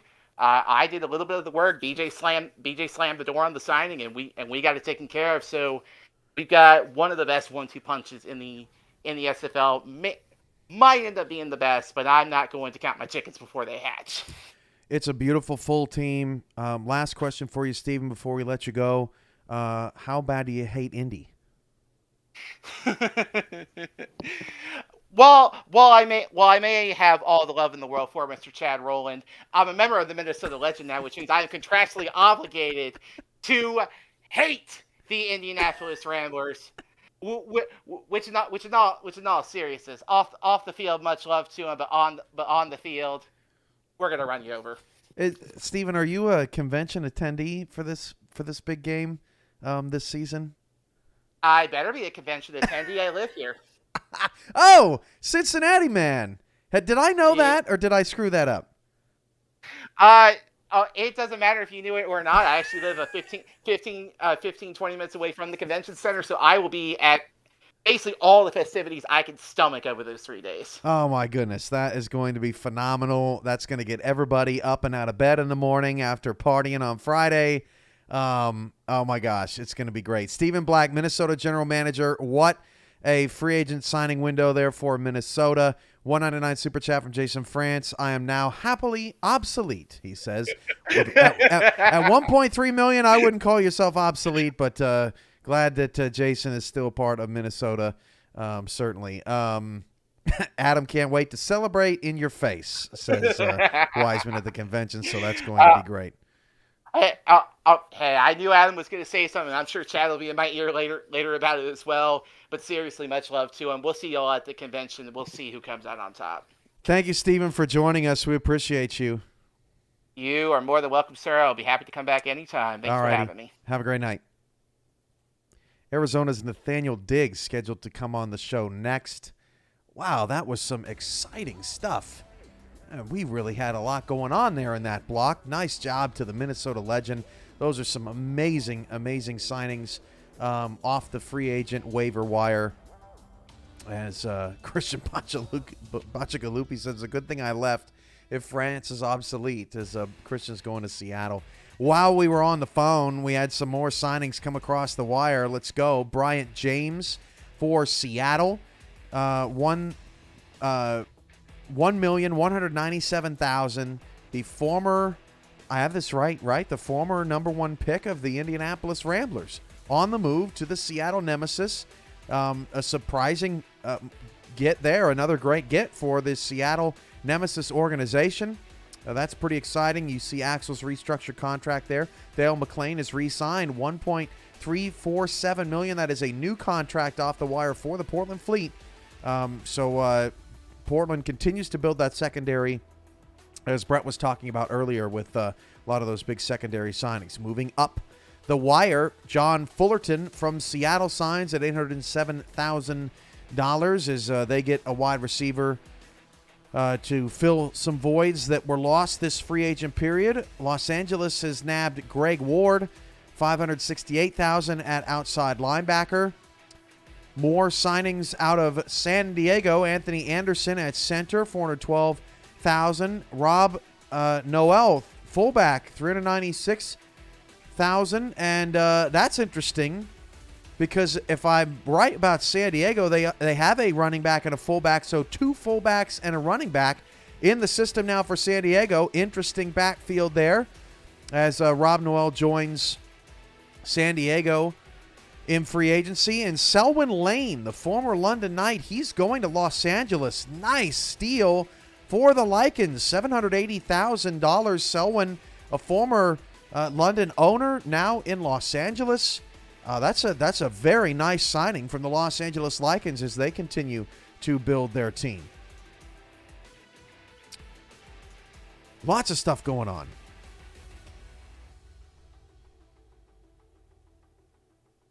Let's see. Okay, perfect. See if we can't get Nathaniel Diggs on the line to talk some Arizona Scorpion football. Man, this is all every year. This is always so much fun to be here with the community to watch The Wire along with us. We did not have this as a feature until a few seasons ago, and we really kind of took off. People wanted to see what was happening. We got the portal. We got the automatic wire. We thought, well, let's make a show out of it, and so we did. Nathaniel Diggs of Arizona, you on the line with us? Yes, I am. Glad to be here. Glad to have you here, and we're here to talk some Arizona football, talk about stuff around the league. Of course, you're on with Ashley Jackson frequently on SFL nights, talking SFL football all the way around. Before we go any further, are we doing some signings live right here on the spot? Are we talking about what's come across the wire? What are we doing here? We can talk about the only one that's been put right now. I'm kind of waiting on some more. We got no quite a problem bit left to do. But we can go back to JT. That was a big get. Yeah, it's been a pleasure talking to JT. I think he's going to bring some great things into the locker room, and he's a pretty humble person. He's got a lot of respect for the teams he plays for, and a lot of honor playing for him. So I'm excited to get him in Arizona here, and hopefully, everything continues to go well for him through his career going into the new game, and we got a good relationship going on here. Arizona's in the building phase right now. Here's a look at their updated roster, although it is filling out quite nicely now. $18.8 million across. Ashley Jackson, DJ Moses, TJ Punk, Justin Williams, Will Todd, the same cast of characters. Will Todd just recently got a promotion. What's it been like seeing the front office mature, in your time in Arizona, Nathaniel? Because I know that the team is very passionate about getting Eddie some help and trying to build a well-rounded organization, that rivals the best in the league. It's always good to be able to, reward, people that have been with the organization and do a lot for the organization. I think Todd does a lot of things that people don't really recognize. Todd's not, looking for the glory of stuff, but he puts a lot of work in for this team, and he more than deserves the promotion that he got. And, I look forward to working with him and the staff here with the title. I mean, he does the work anyway, so it's just there's a name put on it, and I couldn't think of anybody more deserving, and as well as, TJ, Punk getting promoted to a social media director. He's pushed out some graphics for us. He's done some graphics for AJ's show before, and I can't wait to see what kind of things he comes up with. What's been the most enjoyable part of this process you're building it, you're not totally rebuilding a team from scratch, but in a way, there is that going on just with the new era. It's nice to have a lot of players returning. It makes the job a little bit less difficult, but what has that process been like, and how have you enjoyed that? What's been your favorite, your most challenging, those kind of things? I think with us going to the new game, it's a little bit more work this season in the off season than it is seasons past. Of course, you've got your handful of people on every team that are, die hard. I'm staying here till I retire type scenario.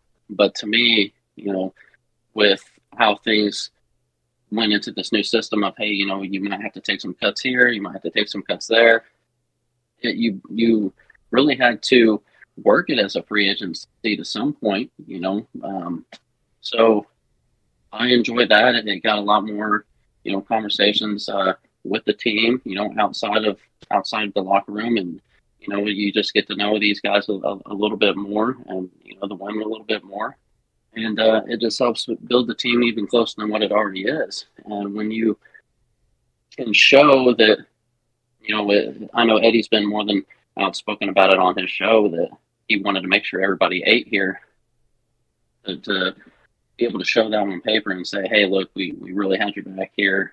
We're trying to, give you the best opportunity here to move forward and continue to build the player that you see yourself building in the future. It just made everything that much stronger, and the bond wise in Arizona locker room. Anything catch you by surprise today on the wire across the league? There's been a lot of good signings. I think a lot of people have touched on it, but what I would like to kind of touch on through what we've seen today is kind of the selflessness we're seeing here and going to the new game. A lot of, the Bleekers taking smaller contracts, Axel moving back, right, to a secondary role and taking a cut. Just we're seeing it over and over and over. A lot of people signing these lower contracts and saying, hey, it ain't about me, it's about the team. And I've enjoyed seeing that come through every time you refresh that screen. So shout out to every one of those guys that took that view on it and helped their team be able to do the things they need to do this offseason to be the most successful. And there's going to be people that kind of do like the money. I'm not going to lie. I saw Kevin say it's a $30 million contract. Man, I would like to say I got a $3 million contract, but it's the selflessness that I'm seeing is making this extremely enjoyable. Well, this transition is top tier because apparently Anthony Weil was just signed, and Jeff asked if he can even carry that bag. So let's see. Were you in Arizona when Weil was there? I can't remember. It was a while ago. I just got in Arizona last season. Okay, so season was my first you season. and Weil have not crossed paths. Okay, let's see. I got to see where Weil went. Weil went to Vegas for $2.65 million at corner. That Vegas now has the two highest paid corners in the league. They both are over $2 million, and they're both in your division. First initial reactions, Nathaniel, you're on the hot seat. Well, congrats on finding the team, and congrats on the payday. What we're seeing so far is a lot of the secondary isn't really being paid that much. So I'm really curious to see how it's going to play out in the new game with these big contracts compared to smaller contracts. Everybody's still learning right now. So one thing they did guarantee is, he's way ahead of everybody else, and in regards to build, and that could be a good thing, that could be a bad thing. It's just things are going to be a little more expensive for you. Being that high up to the top, you might be saving for a while, but you might not mind banking that either. So Nathan, Jacob, Michael, Thomas in the chat. First of all, you got to pick a name, buddy. Second of all, it's kind of awesome that you've picked 4. So I'm a little, I'm not sure how I feel about it. He asks, is this actual money? No, this is all salary cap. This is all, we're in a role-playing game right now, playing out a simulation. We are the SFL. You can catch out our games, videos, all that stuff. Maybe one day, Nathaniel, we will have actual money that is going into the hands of these players. But no, this is all just very interesting as Las Vegas gets on the board with no bigger splash than the Anthony Weil signing $2.65 million. He found his money, and look, this is the awesome thing about season 21, Diggsy, because if Vegas has 2 corners on the outside that are just stupid good, you cannot beat them there, right? That is their strength. You have to adjust. You can't try and throw like there are things that you may physically not be able to do against Vegas that you could do against everybody else, and it's going to be an adjustment game. We'll see. You do know who the coach is over here, right? Yeah, Eddie. Yeah, I'm not worried about it. I'm just saying it's interesting. No, I'm not worried either. We'll see how it goes. But I'm not gonna say that they won't stop. They may be better at a certain play, but Eddie's gonna more than figure it out. And Arizona is always on the top to me. Looking, we're going in every week thinking we're gonna win, and it's a prove us wrong. And we've got to the dance the past 2 seasons for a reason, and we've come up a little short both times, but we still made it, and it's still a successful season. And I look forward to taking all these new free agents that we're planning on signing into the locker room, making them part of the family, and helping do everything I can to get us right back there. Nathaniel, thanks for joining the show. You were talking about the money. You were talking about the money. I'd like to get that contract in real life, and I mean, if it's $20, that's $20. I'll take that too. Anything you want to give. Nathaniel, thanks for joining the show, taking the hot seat with style on a divisional rival, making a splash in real time while you're on here. Can't wait to see what Arizona does throughout the free agency period, and we're keeping an eye on it. Thanks for being here. Sure. Thank you again. Thank you. All right, that was Nathaniel Diggs of the Arizona Scorpions. Coming up next, we have the man of the hour, the general manager of Las Vegas, Justin Reside, and the Las Vegas Fury, going to come on and talk these contracts that just dropped, these bombshells that just dropped.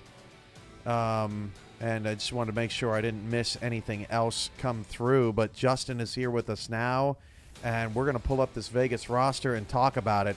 Justin Reside, you guys are going to just be ridiculous in the secondary this year. You got to love that. Yes, we are. Oh, man. First year I took the team to Vegas to the playoffs 7-5, and we're going to do it even bigger now with these three huge, with Wyo, Stackhouse, and Mike Jones in the fray now. Look at this. I mean, look at this secondary. 2, 4, 5, 6, over $7 million invested in your starting secondary right now. Wyo and Itera, the two highest paid corners in the league. Justin Reside, one of the highest paid strong safeties in the league. Now, one thing that Vegas has is money. One thing they don't necessarily have is a ton of players yet, as I would suspect that Vegas is going to start wheeling and dealing here down the line pretty soon. But, you know, of the players that you have got signed and under contract right now, currently 12, you know, how do you feel it's shaping up? I feel it's shaping up really good. John has been wheeling, dealing everybody, and just to get Wyo and that former London player transaction right there, bing bang boom, like a house of fire. We just pulled, those were the three aces up our sleeve right there in free agency right there. By the way, Ryan asked a question earlier about free agent etiquette and when you can start talking to people, when you can't start talking. It's always been kind of confusing. Really, free agency exists in infinity. It exists in the, I feel like I'm not as good with words, but Justin, it's like, what was that? Inception, that movie. It's like you're within a dream, within a dream, within a dream when trying to figure out free agency etiquette. If you want a player, just go talk to the player. That's what I say anyway. There's no specific period because the league can't enforce it. And so, you know, teams like Vegas, I'm sure you've been talking with Anthony Weil a long time, Justin. Yeah, but, you know, in the general chat, but I never had one-on-one conversation. You know, it's like, meanwhile, you know, when I came in the league first time, we had a little bit of a rough going, but, you know, now that he's in Vegas, we'll probably get along pretty good and stuff. So, Doug Britton's got 80 secure ball. Is he returning kicks again for Vegas? I believe so. I believe so. That's going to be exciting. That is going to be exciting. Doug Britton, one of the best returners in the league. What else? Any more surprises up your sleeve? You know what? Let's talk about some others. Frank, you mentioned Frank Stackhouse at defensive end, $1.2 million, and then you also were able to get. Was it who was the other one that came across? Mike Jones. Mike Jones, yeah. Mike Jones. Yeah, he was in contract with me when the whole London falling thing started. So right, it was like in my DMs, like when John posted that we need a free safety, he was in my DMs right away and was like, you know, I told him, hey, we could use you to improve from 7-5 and, you know, maybe even take the Western Conference title or division title away from Arizona this year. Yeah, that's a big pickup, and of course, you know, one of the broadcaster's favorites with his namesake. But you know, you guys are rebuilding this secondary quite nicely. One dude I don't see though, where's Max Jackson? Is that another piece to this ridiculous secondary that y'all are gonna have like 80 picks this year? What's going on here? I don't know. Maybe John Bonner's because I guess Max Jackson's going to the Hall of Fame. Maybe he's not resigning. I have no clue. I don't believe you, but we can keep it. we can just pretend maybe that's a possibility. Frank Stackhouse, I mean, I'm looking at his contract, 80 tackle, right? I mean, at defensive end, I mean, this dude's going to be a beast on the outside. 85 run coverage, 85 pass rush. I mean, it's an interesting build. Yeah, because we had a lot of like Brewery going to Vancouver earlier, and then AK Jones retiring. It's like we have to produce that whole line of guys and that whole front line there, and then Stackhouse the first piece. But who knows what else we can grab out of that deal because of the whole everything that's going on with the whole front defensive line there. Hopefully, we can get that line filled before the whole window closes. Hopefully.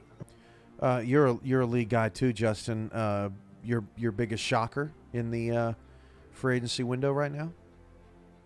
Our former running back going to wide receiver in Portland. I'm like, what the hell, Scott Johnson? What was he thinking? I don't know. What was he thinking? Says Justin. Well, we'll see if y'all can prove that. And you play Portland this season, don't you? Yeah, we do. We have that Pacific. We have the Blackwell sandwich just started off.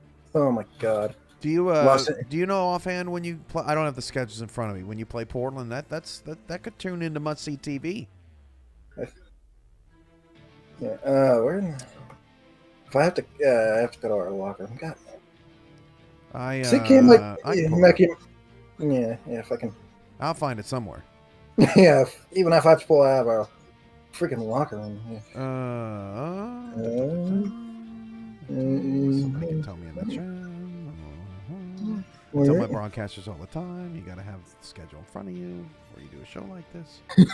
Killing time, trying to see what it is. It is a week 4. Got it. Week 5. Week 5. Yeah, week 5. Yeah, week 5. Prime time game on a Saturday night. That's going to be fun. Yeah, and then started off, we got, like I said, the Blackwell sandwich, Ace and Tazzy first, and then Bye, and then Justice. Oh boy, that's going to be a sandwich and a half. Going to be awesome. You got the Vancouver game in there too in prime time, so really excited about that stuff. Justin, any last thoughts on Vegas before we let you go? Yeah, we might have some more aces up our sleeve, but don't count the chickens before the hatch. Yep. Hey, that's a good lesson to be learned in free agency as teams think they got it all locked up until they don't. Justin Reside, thanks for joining the show. Yep, no problem.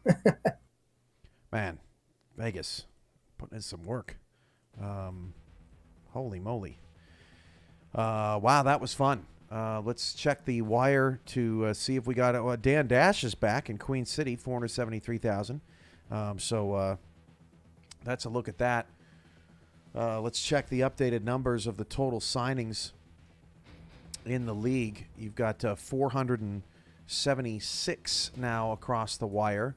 Anthony Wyo not only is the highest paid corner in the league, but he is now the highest paid defender in the league at $2.6 million, 600,000 more than any other defender. Anthony Wyo got that money. Wow, that is impressive.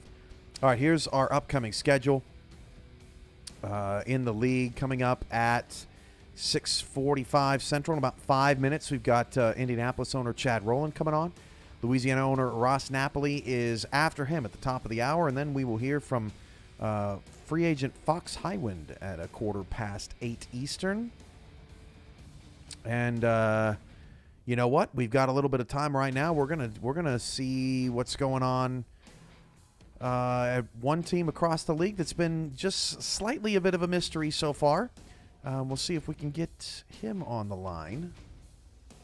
DMs are stacking up, so forgive me if I have not gotten back to you as of yet.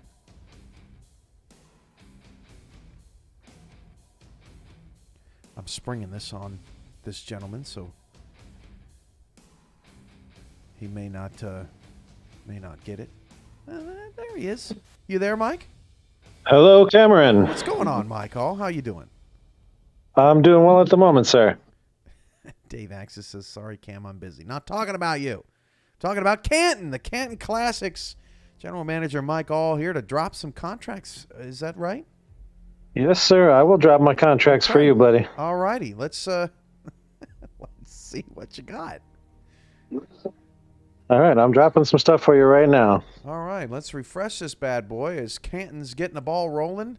And there you go. So we got some re-signings. Rob Ems, King Jamal, Connor Darien, Frank Bernstein, Evan Lacey, Mike All, and Chris Porter.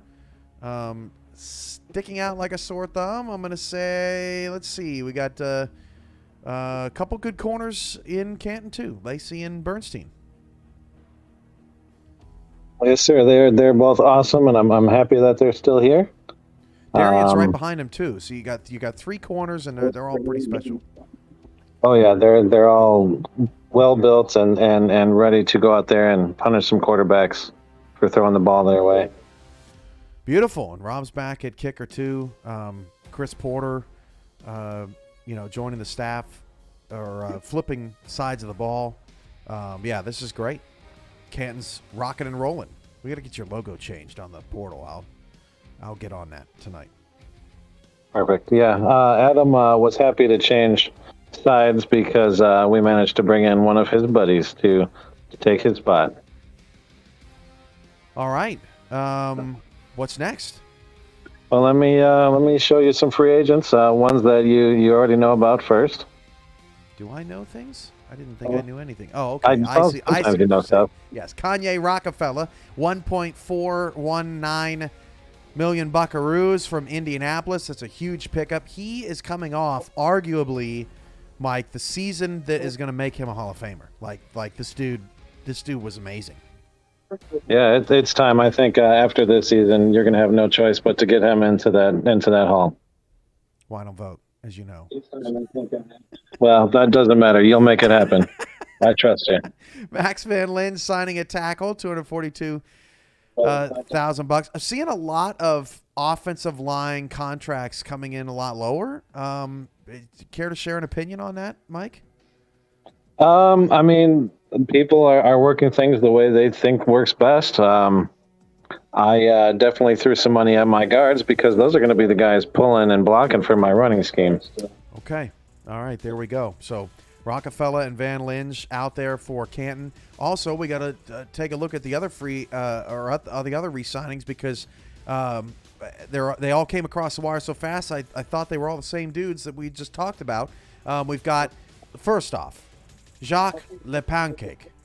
That video is so funny. The schedule release video. If y'all have not seen that schedule release video, can't just put all y'all on blast with your schedule release videos.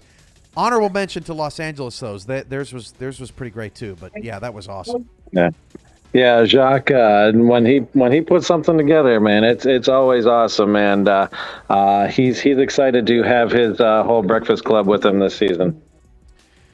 Girth Ward at guard, $546,000. Like you said, you got to give some money to your guards. Adam Chance switches sides of the ball, $453,000. So there's where the money is. But a lot of offensive linemen. That's four Canton up front. Jack Wall, $1.313 million is back. Mike Twinscrew, Al Dillapre Sr., they are back. Robert Johnson is back, $1.535 million. And then Kane Hunter comes alongside at running back, $423,000. But I want to go back to Robert Johnson because, Mike, at the end of last season, he really started to blossom, I thought. He really started to get things moving with this ground attack. Is that how you felt too? Oh yeah, no, we definitely found his groove for him, and I think with this new contract, he's definitely going to keep in that groove and do even better this season. Oh, I lost my windows here. There we go. Okay, so Van Linge joins the team. Kanye Rockefeller joins the team. I want to focus on Max. How'd those negotiations go, and what's that dude like behind the scenes? So Max is a great guy. He's actually from the Netherlands. He is a part. He came to the league because he was a part of Canton's fan club. That's awesome. That's really cool. He was super excited. It wasn't even a question of would you like to. It was a question of when do you want to come play for us. And so he was excited to get over here, and he's a part of our social media team now. He's one of the DOCs, and he's putting in some work for us. So he's been a real asset to me. Sorry about that, Mike. I was just messing with some audio stuff. Yeah, no, that's pretty awesome. We got some more coming across the wire. Canton dropping them all for us here. Kevin Brackett, outside linebacker, just shy of $1 million. Brackett, a well-established vet in this league, big get. And then defensive tackles on the line, Jabril Curse and LL Volt. Tony Zoma signing at running back in Queen City along with Jet Zero. $1.647 million. So Queen City's going split running backs. That's interesting. We'll have to get more on that a little bit later. But you got your 2 defensive tackles, and now you're really starting to build out this defense with to take care of a couple of losses, right, Mike? Oh yeah, we were sad to see a couple of our guys go there, but I found what I think are suitable replacements for them to fill in and make it so we don't miss a beat. I've seen a lot of people in the chat asking when we're going to do certain teams. That's up to the teams. I can't do anything until the teams actually do something. So we're doing Canton now because Canton's doing something. Mike All, general manager here with us as in an impromptu call. We'll get back to our originally scheduled programming here in a little bit. But lots of Canton signings. Let's take a look at the actual team as it is constructed here. As we looked, $22.8 million, just like that across the wire. And then we are just totally off the page. We've got King Jamal at strong safety at $1 million. I'm scrolling through here to see who else we may have missed. Al Dillapre, Ryan Owens at wide receiver. Yes, sir. Number one I just currently. dropped him for you. Yep, $1.399 million. Ryan Owens and Connor Weston split, and Connor Weston goes to Jacksonville, who you guys play in week 1. How crazy is that? Yes. It's going to be exciting to watch. It's going to be exciting to watch for sure. And Ryan was certainly excited to come in and fill that hole we had with Kendra leaving. And I think he's going to be an upgrade at that position. And we can't forget the biggest signing of all. Look at that. Doug Day's all over it. Scar Patterson right at the top, $2 million buckaroos, just shy of $2.1 million. But Scar Patterson, the former San Diego Maverick, the former All-Star, I always hate that, Mike. Former All-Star? I mean, he's an All-Star, I guess, permanently. But this dude has done more in a few seasons in San Diego than I think I've ever seen a quarterback do over a 3-4 season run, and now you have him in the backfield. I know that there's an internal struggle anytime you're looking for a new quarterback, trying to figure out who is the right guy for that job, and Scar is the right guy for the job in Canton. I'm sure you negotiated and spoke with a lot of individuals over this time, but tell me about who Scar is off the field and how happy you are to get him. Oh yeah, so yeah, we definitely talked to a lot of minor leaguers and some vets, and I got to tell you, Scar really impressed us. He's a great guy, just an amazing guy. He's from Ohio, so he's coming to play for his hometown team. And he walks in, he's, as far as I know, he's now the highest paid quarterback in the league, and he's going to come in and give us something that we didn't have in the last 2 seasons.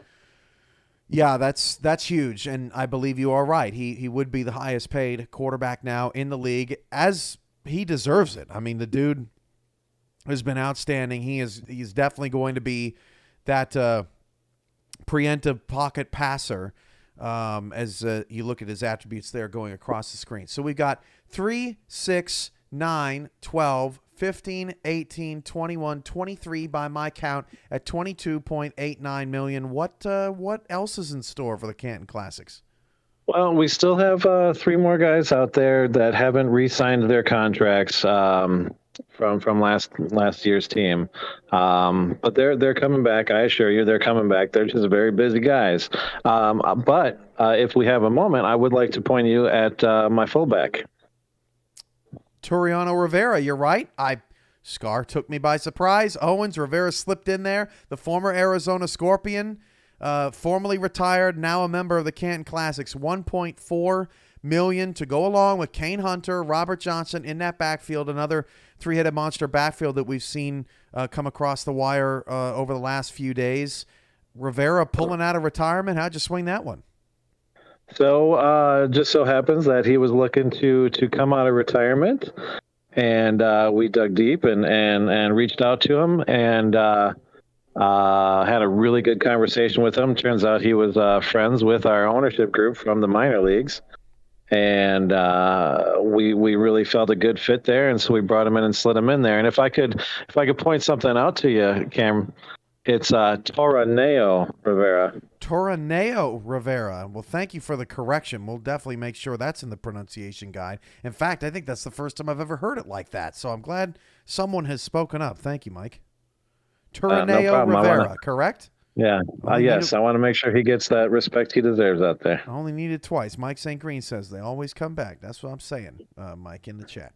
That's fair. So by my count, then, if you get a few re-signings to come through, that and you hold on to all your draft picks, which is a TBD, that would be somewhere in the area of 30 players going into the offseason. And you know, you've been one of the best general managers in this league for a couple years now, Mike. And, I mean, some teams out there say, man, I try and get free agents every year, and I just can't seem to get them, and they just don't seem to return my calls or, you know, whatnot. I mean, you're living proof that it can happen anywhere. Mike, you've been all over the league. Any tricks to the trade or any advice to any team out there that's maybe going through a rebuilding phase and trying to get something accomplished? You got nothing to lose here. You got all your guys. Yeah, you got to have every conversation every time. Build those relationships. You never know when those relationships will pay off for you. It's not about the conversations you have with your current players necessarily, but it's about working the league as well, right? Correct. Yeah. If you're able to build those good solid relationships with people that aren't on your team, someday they might be on your team. That's so true, man. That's awesome stuff. Did I miss any signings? Did I miss anybody? No, you got all of my current ones right now. Beautiful, beautiful, Mike. Thanks for impromptu checking in with us, and congrats on to Canton and all of their future success. A couple of great, solid, first years in the SFL, but this could be the big one. I know y'all are feeling it over there. Oh yeah, I'm proud of all these guys, and I know we're going to do some great things this season. Awesome, Mike. Thank you so much for joining the show. Yeah, thanks for letting me hop in, Cam. No problem, man. Mike, all great dude. Canton, they came out. They didn't have any contracts signed. Everyone was wondering what they were going to do. You don't ever have to worry about the Canton Classics. They have been here to win ever since they got here. We've got one more across the wire. Terrence Weary, another former London Knight, coming over to Los Angeles. Los Angeles doing work in free agency, picking up some of those London Knight defectors. $1.056 million for Los Angeles. LA's had a couple of pretty impressive signings. We're going to get to some of Los Angeles, some of Queen City here in a little while, but until then, we're going to get back on track, and we're going to try and get Indianapolis owner Chad Roland on the line to discuss what's going on in Indianapolis. Chad, we got you? Yes, you do. What's going on, Chad? Oh, just enjoying this nice evening of free agency. It's always the best time to join. It's always exciting. We get so many surprises, like Canton dropping 23 contracts in 10 minutes, and the signing of Patterson, the Scott Johnson to Portland, all sorts of stuff, man. It's shocking. Kendra Wells to Alamo City, all that good stuff. Yeah, it's been a lot of great signings so far. We could probably talk about that all day, couldn't we? We could, but I suspect that you would like to get to some Indy signings because Indy's been very quiet this afternoon. Yeah, which is unusual for us to be quiet, yes, as you know. So, I mean, let's just make some noise, right? So obviously, for Indy, we're able to bring in. I have, let me think, 6 to announce. There is one more, but as you already know, there's an issue with the portal, so we'll take care of that one later. Yes. So So one that I want to go ahead, we'll start off small and work our way up, right? That's what I like to do. So, and this isn't really small because this could be a lot of size.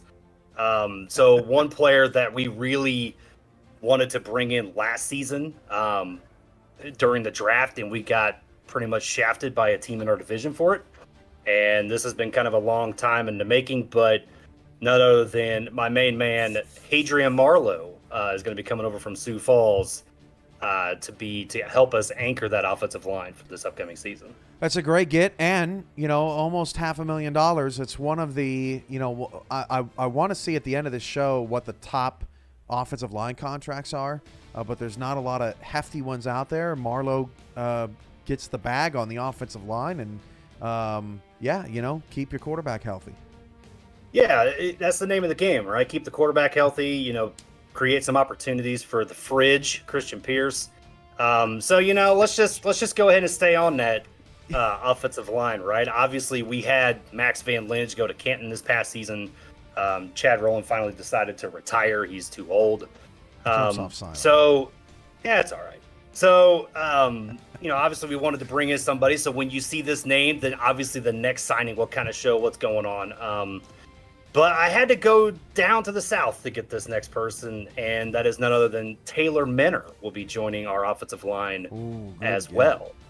Good. So Taylor Minner will be joining us as well this season. And Mickey, I think I've told Mickey four times what a Rambler is. Hold on. I have to do it properly. $4.99 super chat, Mickey Melillo. Chad, what is a Rambler? If the little furball doesn't remember what I told him what it is, I'm not matter. Even give him it's a super chat. You have to answer. I have to answer it? Yes, it's the duty of the show. Right. You have to answer the super chat. All right, so a Rambler is somebody that kicks a Sasquatch's ass. I mean, that's what it is. That's amazing. I mean, I've already told him this. Mickey, he did answer the question, so, I did answer it, so there you go. That was $5 well spent. I hope you like it. Back to Taylor Minner. Good guard signing there. Yeah, so Taylor Minner coming over to us. So obviously, if we're going to get one Minner, why not get another? And we're going to switch to the other side of the ball, and that's where we spend a lot of our money in this free agency, and that's none other than Butch Minner, former teammate of mine in the London days, coming back over and going to play with us at defensive tackle. The super chat. $2 super chat. Christian Bachagalupi left Minnesota, still hate Indy. Oh my gosh, I cannot wait for this game at the convention. Butch Menor. Yeah, dude, Butch Menor, he did some things in Houston. This guy is more than just $1 million contract on the field. Totally impressive. What a great family over there. Yeah, I mean, Butch and I, we were obviously in London down for the Houston convention. That was the last one I went to, and so got to be able to meet him along with the rest of them over there at Mike St. Green's house. And so, I blame Mike on this one, right? Obviously, me getting to know the Minners real well, I just went on ahead and took them from him. He said turncoats. Yeah, that's just Mike for you. I mean, Mike always, if Mike ever wants to leave ownership, there's a door open. Hey, is Houston Indy on the schedule? Houston and Indy is on the schedule. Oh, they should be. Ooh. So I believe so, because we play the South. So we got to see what's going on with Houston Indy, because this is getting spicy. Yeah, it gets a little spicy. Let's see. Houston Indy. I'm more prepared now. That is going to be week 3 in Houston, Saturday night in prime time. Yep. So, yeah, I really hate to ruin Mike's Saturday night, but I mean, it is what it is. So, won't get into that. So, obviously, the last 2 signings that we have to announce tonight, there is one more, but we'll have to wait for that. But watching these teams in my division, going out and getting these wide receivers and everything right, I wanted to make sure my secondary was paid. And obviously with, Bryant James leaving in free agency, Kanye Rockefeller also leaving in free agency, wanted to go ahead and shore up that back end of that defense. And if anybody knows me, I like the back end of my defense. So obviously this one will be an easy one to announce, but obviously, we wanted to bring over. We have Tyler Falk as a GM, so why not bring the player he represents? There you go. And Mike Ryan. There you go. Ooh, 1.8, spicy. Boy, he's going to be a baller. That dude could pick off passes like nobody's business in Louisiana. Yeah, and so he was a very good defensive player in the Louisiana defense last season. We're hoping he could transition out over to Indy. we think he will. And then, you talked about that being spicy. I think we can go even a little bit spicier, right? Okay. All right. Like I said, hold on. First off, the chat is just killing it right now. You're bringing out the best in the chat right now, Chad. I hope you know that. Alex Marshall, $5 super chat. Chad submitted the contracts years ago, just his internet being slow. As per. And then I saw a good one here. Brett Killian, all that for 3 interceptions.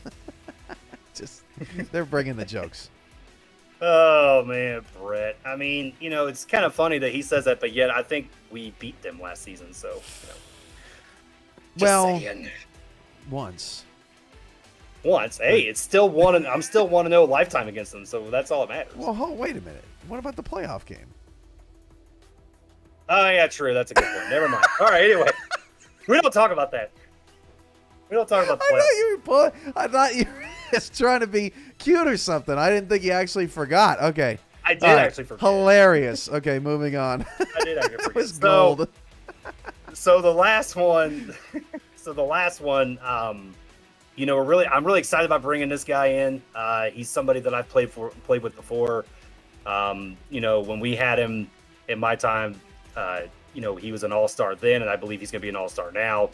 I believe he's probably going to be the highest paid strong safety in the league, and he deserves it. And that is none other than the Bulldog Terrier himself, Mr. Jack Russell. Oh, man, huge.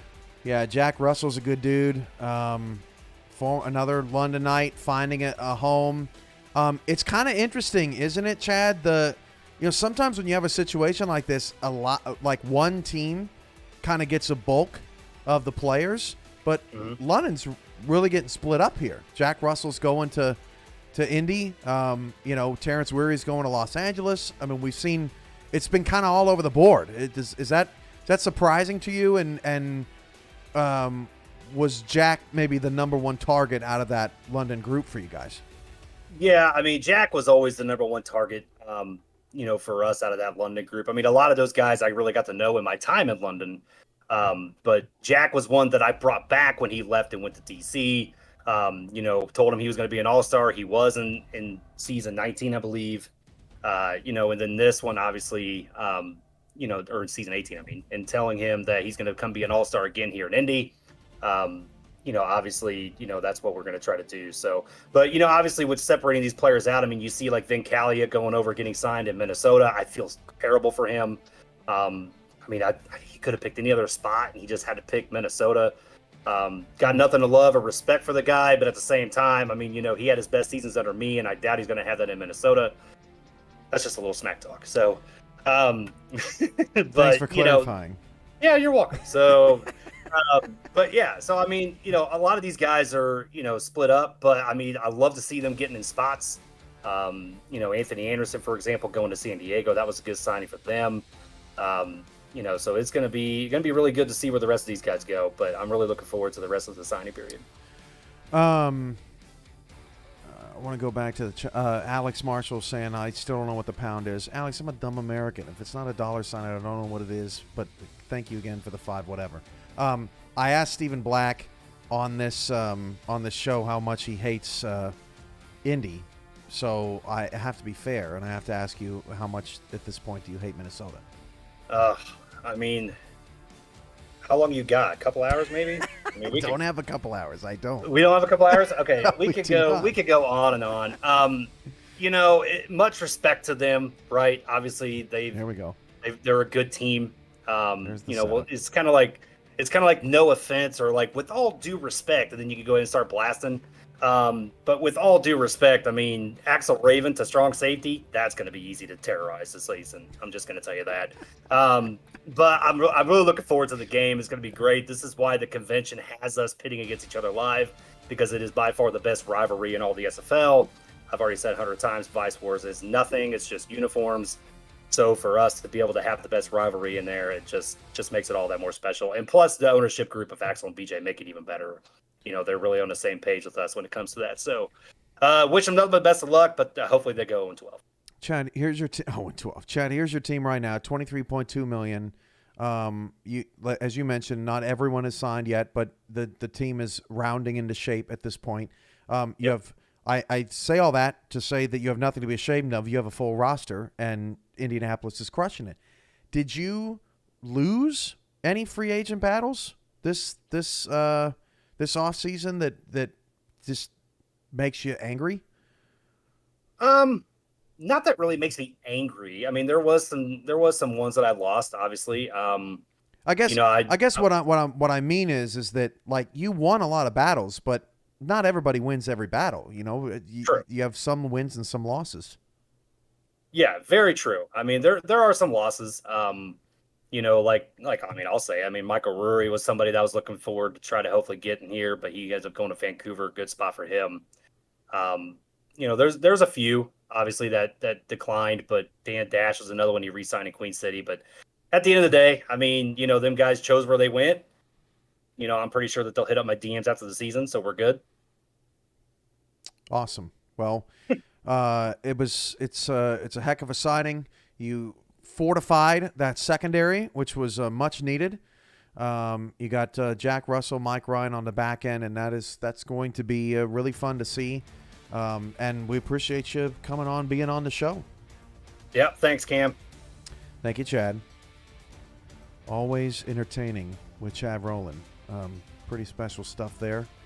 Let's move on as we continue on with the program.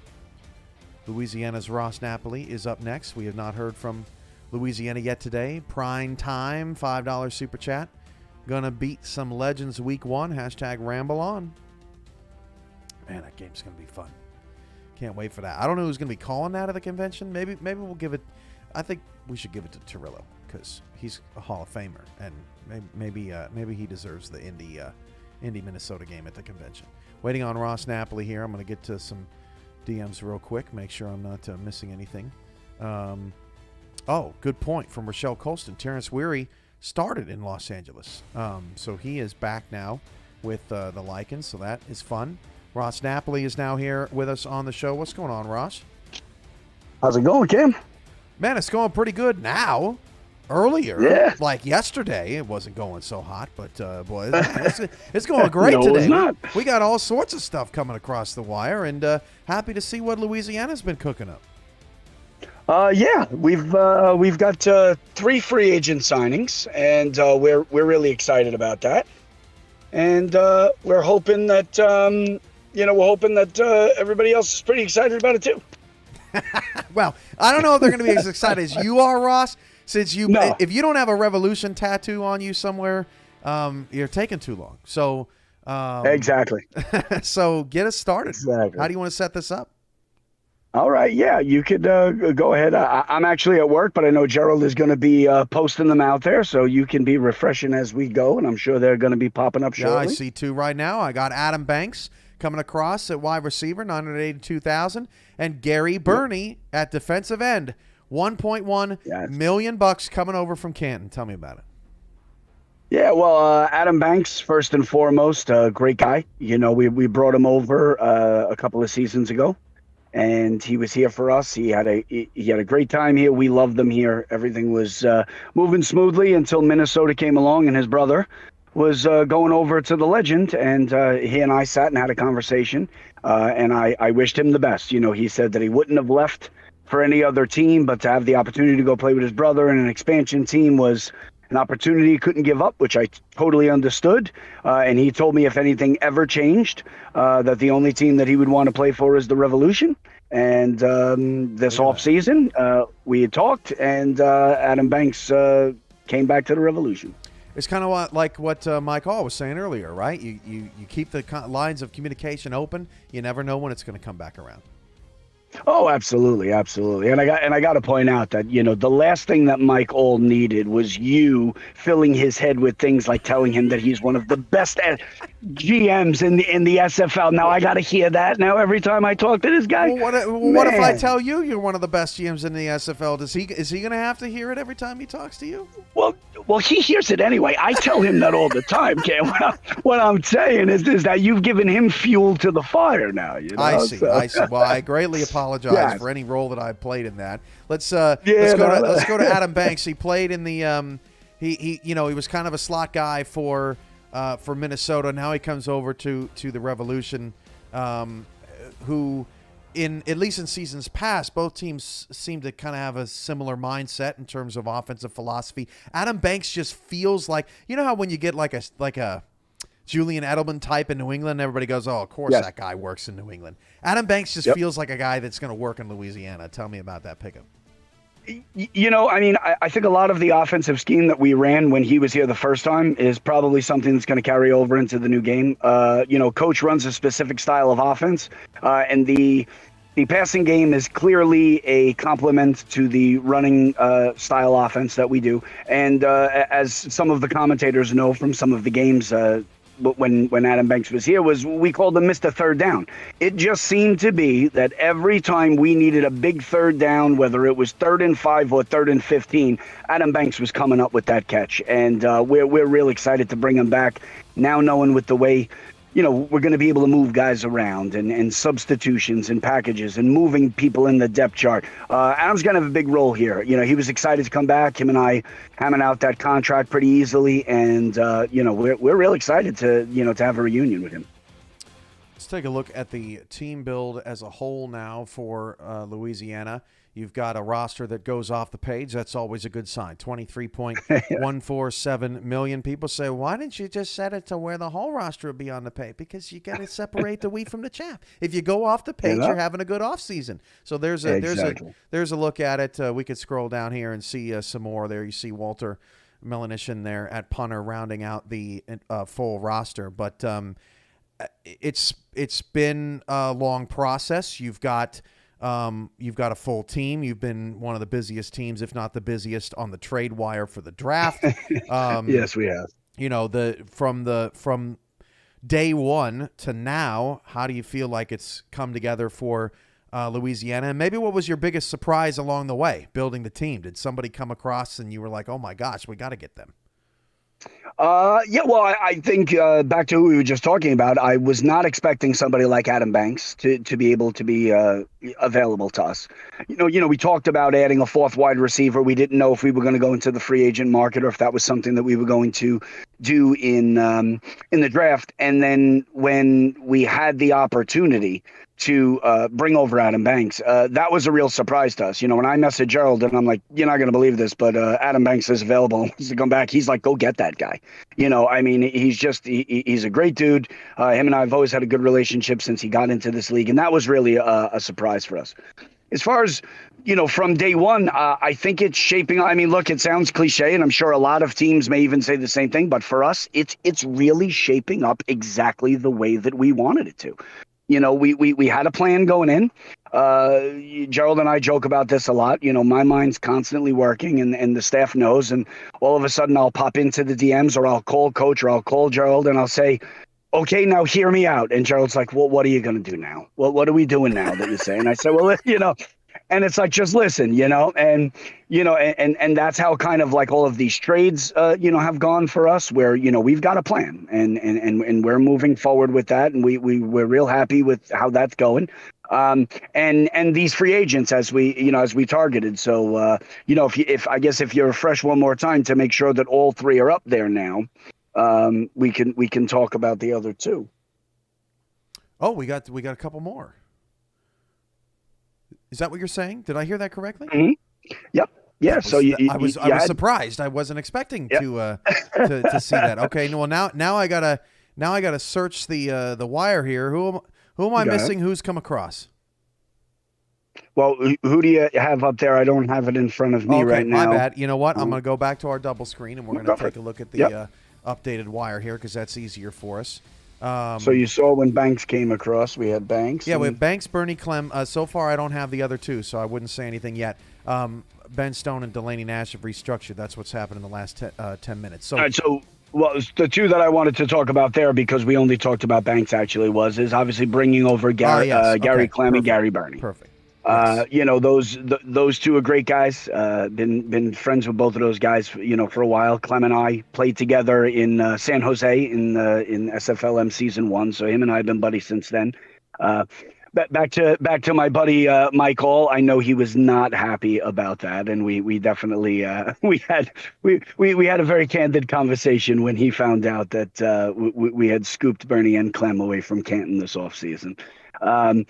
both of those guys, fantastic builds, and we really feel that both of those guys are going to fit in really well here, and really get us to where we wanted to be. We had players here that have no problem moving around to where we need them to go to make the team as best as it could possibly be, and that's exactly what happened to get Bernie and Clem over here, and we're extremely excited for those three guys.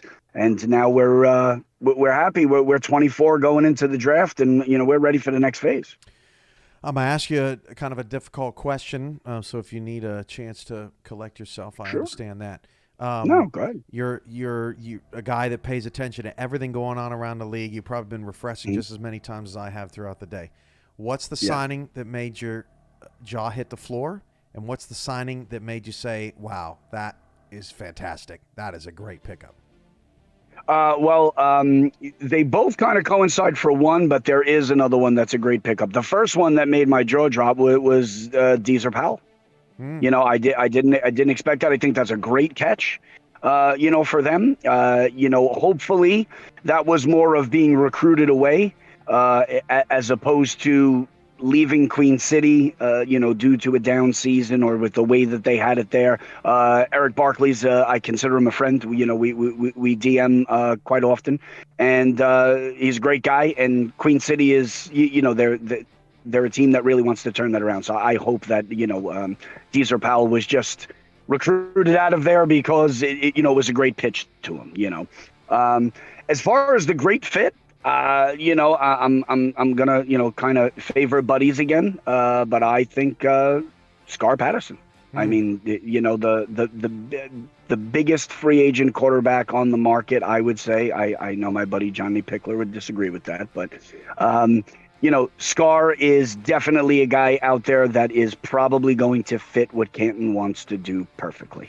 So for them to get the guy that actually fits what they needed, and for them to have that guy just hit the market at the right time when they need it, I think that's a great signing, perfect fit type player for them. And he's the only quarterback to cross the wire today, which is kind of surprising. Given the fact that there are some bodies out there. We have 40 minutes left in the show, so maybe something's going to shock us in the last 40 minutes. But yeah, it was a big signing there from Canton. Scar Patterson going there. The Deezer thing is huge as well. Vin Callia, both Vin and Deezer. My gosh, that was tremendous. Last thing I wanted to ask you, Ross. You get to play your buddies in Canton and Mike all this season, national television there. Yes. Right at the start of the season. I know that you guys have been hoping to play each other basically ever since they came in the league, and Mike all went over there. So how excited are you for that matchup to finally hit the schedule? I'm extremely excited for it. I can't wait to do it. I mean, I'm glad it's on the road so that, when we get the opportunity to kick their ass, they're the home team, and they're going to sit there and say, "Oh my God, these guys came into our building and kicked our ass." But, they're my friends. They know I love them. Christian, Adam, Mike, all those guys over there. I definitely wish them the best, but unfortunately, they're not going to be able to beat us. So, it's I'm excited for it. I'm sure they're not as excited for it. So. 21-17 over the last 3 seasons, one of the more underrated teams out there in terms of the last couple of years and winning on the field. Ross Napoli of Louisiana, congrats on the free agent signings and all the signings this offseason. We'll talk to you soon. Thank you very much, Kim. All right, that was Ross Napoli. Here's what we got left here on our show. I got Fox Highwind coming on. Haven't seen his contract come across, but maybe we'll get it across coming up. And then we've got Charleston General Manager Terrell Sutherland expecting to join us at 8:30, and then the show will round out with Seattle General Manager TJ Harper and anybody else that we are able to fit in. So let me get back with Fox here as we update the wire. And see if Highwind will come on, and if for whatever reason he can't sign his contract, I'm sure he'll be. I'm sure he's got some thoughts on what else is going on around the league today. Here on Free Agency Frenzy, signings have slowed down just a little bit in the last 10-15 minutes, but hoping we get some more excitement as we go along. Fox Highwind is with us. What's going on, Fox? Hey, how you doing, Cam? It's good to finally talk to you in person. Yes, sir. Yes, sir. Something And like that. thanks for your contributions to This Week in the SFL as well this season with Mike O'Neill. We appreciate that. Oh, thank you. It was a blast to do. He's an awesome guy. I love Mike to death. First and foremost, Fox, can we expect your signing to come across the wire in haste, or are we talking about other things first? Yes. No. I mean, we can talk about other things, or we can have it published. Well, I say, I believe it has been published. Okay, well, there you go. Well, let's refresh the contract and find out where Fox Highwind is going. Yes, he is going to the Seattle Nemesis, $1.457 million. Mike O'Neill's been hanging out with Doug Day, and maybe he should have tried to recruit you to San Diego instead of just letting you go to Seattle. What's up with that? Congratulations, Fox. You are now a member of the Seattle Nemesis, and please tell me how that all came about. Well, I started talking to Seattle midway through the season, and Doug didn't really know exactly what was going to happen with the team yet. And once we got eliminated from the playoffs, once London was out, then Doug hit me up, and we started talking. I was fielding offers from other teams, but the more I talked to Doug, and the more that I got more in depth with what he's doing with the playbook and the game itself, it kind of became really clear to me really quick. That's where I wanted to be. And before I told anybody about it, Mike O'Neill actually asked me if where I was going to go, and then told me I'd be a fool if I didn't go to Seattle, which I was already 98% of the way there anyways, and that just kind of pushed it over the top. Okay, well that's good, because that's a pretty good ringing endorsement there from Mike O'Neill, and I love that part of the league. I'm involved in every facet, every corner of this league except these conversations, and it tickles me, man. Like the fact that these conversations are going on, the fact that people are talking about the league at all corners of the planet at all hours of the day. With all sorts of kinds of people. It's so awesome. And it's so awesome to see what Seattle is doing. Look at this on the screen. 5 wide receivers led by Fox. You got T. DeQueen, Gus Scott, Christian Bachgalupi, who came over from Minnesota earlier, and John Fullerton, who came over from, I believe, Jacksonville earlier in the day. And then you got Paulie Truth at tight end. I mean, this team, Baloo Scott at nearly $3 million. I mean, talk about a stacked offense. Still don't know about the quarterback just yet, but it's all coming together, man. We're stacked, and defensively too. You can't overlook what we're doing defensively either. I'm not too good on the defensive side of the ball as far as game planning and stuff like that, but I've seen Sims, and I believe we're going to win the Pacific this year, if not the entire championship. That's how confident I am in going to Seattle. And I mean, everything just happened to fall into place. It might sound kind of silly, but I mean, even everything down to like the logo is just sharp. It's awesome. The colors, purple is my girlfriend Amanda. She's in the chat right now. It's her favorite color, and green is mine. So it's really weird how that worked out. The stadium that they've been doing all the mods with, it looks fantastic, and I mean, I'm super excited. I'm ready to meet the team, and yeah, I've been friends with Ethan since I came in the league, and with Doug, and Paulie is an awesome guy, and TJ is one hell of a dude too. So I just can't wait to meet everybody else. I mean, we're going to rock this year. Pacific Division, spicy when you look across the league. I mean, Seattle's got a full team. Vancouver's got a full team. LA's got a full team. Portland has continued to get their signings out over the last few days. They are catching up as well. I know that the Pacific Division has been Vancouver's on the field for the last 2.5 years, but there's definitely some competition, and there's definitely some organizations that have their stuff together. Fox, I'm sure you entertained, a lot of offers out there after leaving London and experiencing free agency and going through all that. What do you like about the process? What do you wish was a little different? This gives you a chance as a player to give some feedback to the league.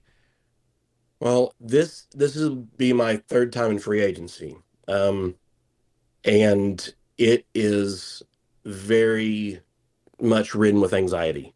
The last time that I was in free agency, I had actually given a verbal commit to a team, and then the next day switched because Chad and Johnny have magic tongues. I swear, like they just can talk and talk and talk. They really can, can't they? Especially Chad. Yes. Well, yes, Chad. Oh, and they're. I mean, shout out to both of them. I love them to death. They're my brothers, but like they really know how to. Boy, they know how to sell, and that's why I ended up being the third wide receiver over there, my first season back in London. But it's really hard because I'm believe it or not, Cam, I'm a people pleaser, and I hate telling people no, and it's really kind of sucked to have to tell some people no, this off season. But I mean, when I look back at just everybody who I talked to and who I'm friends with and would want to play with, it's still a little rough telling people no. But at the same time, I know for sure 157% that Seattle is where I need to be this season and for seasons to come. One of the things, well said, Fox, one of the things that, I hope everybody out there is listening to and hearing the words across the show, meeting people, hearing things and hearing stories and free agency is such a magical time, for the league and for me personally, because it really highlights the people and the relationships, and that is such a beautiful thing. And if you're someone that would never, like Fox, when you joined this league a couple years ago, you never would have been on this show ever. You know what I mean? Like that, it was too much, and you didn't know how you were going to be. It's still too much. I'm telling you right now, I'm nervous as hell. Oh man, see, that's what I'm saying. It's the SFL should not be a place where anyone should feel nervous. And the SFL should be a place where you're talked about and celebrated for the person and people that you are. And so it's so great to see, Fox on camera doing this week in the SFL, showing his analysis skills and coming on the show to talk about his free agency journey and all this stuff. It's amazing stuff. And hopefully you won't have another offseason riddled with anxiety because you get to stay in Seattle for the rest of your career. Exactly. Like I'm looking forward to it, and I appreciate those kind words too, Cam. Thank you so much. I was nervous doing that with Mike, but it was it went quicker than I thought, and it was a lot smoother than I thought. So it was good. And like you said, I hope that I stay with Seattle for seasons and seasons to come, because what they're building, even the culture, is somewhere where I want to be and somewhere I think I need to be, Seattle building something great. So is Fox with his career moving on from London, heading to Seattle. Fox, we appreciate your time today. Thanks for stepping out of the shell and coming on the show. We really appreciate your time, and good luck in Seattle this season. Hey, thank you, Cam, and just want to say hi and I love you to my girlfriend who's in the chat, Amanda.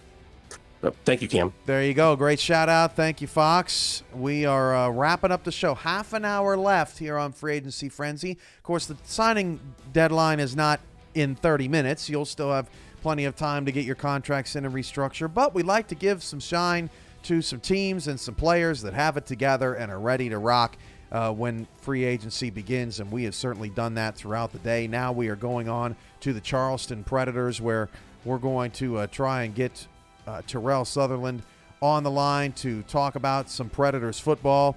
Can't wait to see what they have coming down the line, because they've had some great signings so far. Terrell, you there? Hello. What's going on, Terrell? Thanks for joining the show. No problem. Anytime. What up, though? How do you want to do this? We're going to start basically, I just want to say shout out to the whole front office in Charleston real quick. It was a real team effort this entire offseason. You know, pointing to what you said earlier in the show about it takes a village to run a team, and it truly was all hands on deck this entire offseason. I'm so excited to announce these free agents coming in. Happy to have you here, and I love what's going on around the league with teams building up their front offices, getting their hands dirty in DMs, making people a priority. That's what it's all about. Hashtag football for everyone. All right, Terrell, whenever you're ready, make sure those contracts are published before we start chatting about them. Let's get it. All righty. Well, going back to last season, I believe one of our biggest struggles was getting that run game established. Obviously, you see that we did a great job of progressing both Saren Storm and Nick Hoagland, as well as making sure that I'm up to par leading the charge for. We also, in that draft, took a little-known center by the name of Saint Nebuchadnezzar, who later went on to be one of the few rookie O-linemen to go to the All-Star. So, what better way to give our entire offense some help rather than bulking up that offensive line? So, we took a quick trip out to San Diego to that little retirement home and grabbed us some O-linemen. If you will refresh the page, Finley and Leroy James, right? Yes, sir. There you go. Finley, $740,000. He's going to be a great guard. Yes, excellent guard. Honestly, I've been trying to get a hold of this man in Charleston since I became the GM. He is an excellent guy, excellent interview. Just overall a good person to talk to and an even better person to have in the locker room. I'm so excited to have him here. Great pickups on the offensive line. I've got Canadian dollar from I'm trying, Alex. $5.50 from Brett Killian. I've got a question for Charleston. How do you justify paying Eric Blueberry less than a Chick-fil-A manager? Is Eric? Where am I seeing an Eric Blueberry contract? So basically the story Eric the Blueberry, punter. Oh, yes, okay. yes, I had to scroll the down. punter, Sorry. Yes. The punter. Go ahead. Funny thing is, that is literally just some random kid Brad Bretchet just brought up in his car, and we just had him kick punts for us the whole season. That's basically how we got Eric here. Yeah, he just pulls up to practice one day, and there's just this random kid, and he's like, "I can kick. I play soccer." I was like, "Sure, why not?" That was worth the $550. Hey, special teams coaches are a beautiful thing, are they not? Yes, they are. Yes, they are. DeBrickashaw, Mullineaux also signing a tackle, yes? Yes, sir. Coming in to be our franchise tackle out of retirement. Was one of the, back in the day, one of the many people that were unfortunately released from San Diego and quietly went to retirement for a season. Thankfully, we're able to get a hold of him and pull him over to Charleston, and now he'll be anchoring that left side of the O-line for us. Terrell, as a guy in the front office, I've always wondered this, right? How do you pull a guy out of retirement? Like, did you have a relationship with the guy previously? Is it trying to just put a feeler out there to see what's up in their life? Like, I'm sure different players are they're all different, but how does that, how does that go for a team that's trying to pull somebody out of retirement? You guys did it with Kentes, so you've done it before. It's been done, and hopefully we won't have to keep doing this. But hey, you never know in this league. But DeBrickashaw was a guy who had a lot of personal connections, not only with me, but with the rest of the front office. We've known each other all throughout different sim leagues and different non-SFL related servers. Oh, okay. He, even during last season, for a bit of time, was our assistant DOC, and now that he is officially a Predator, he is now going to be officially our long-term assistant DOC alongside Sam Block. Well, congrats to DeBrickashaw for the signing. Welcome back to the SFL as well, and that's another way to build relationships, recruit people if you're involved with other online organizations around the internet. So that's awesome, man. Jacob Clear says this is the warm up, so I'm guessing we have some more coming across. Oh yes, the warm-up. As we all know earlier, Jay Hayden, he announced to us his retirement.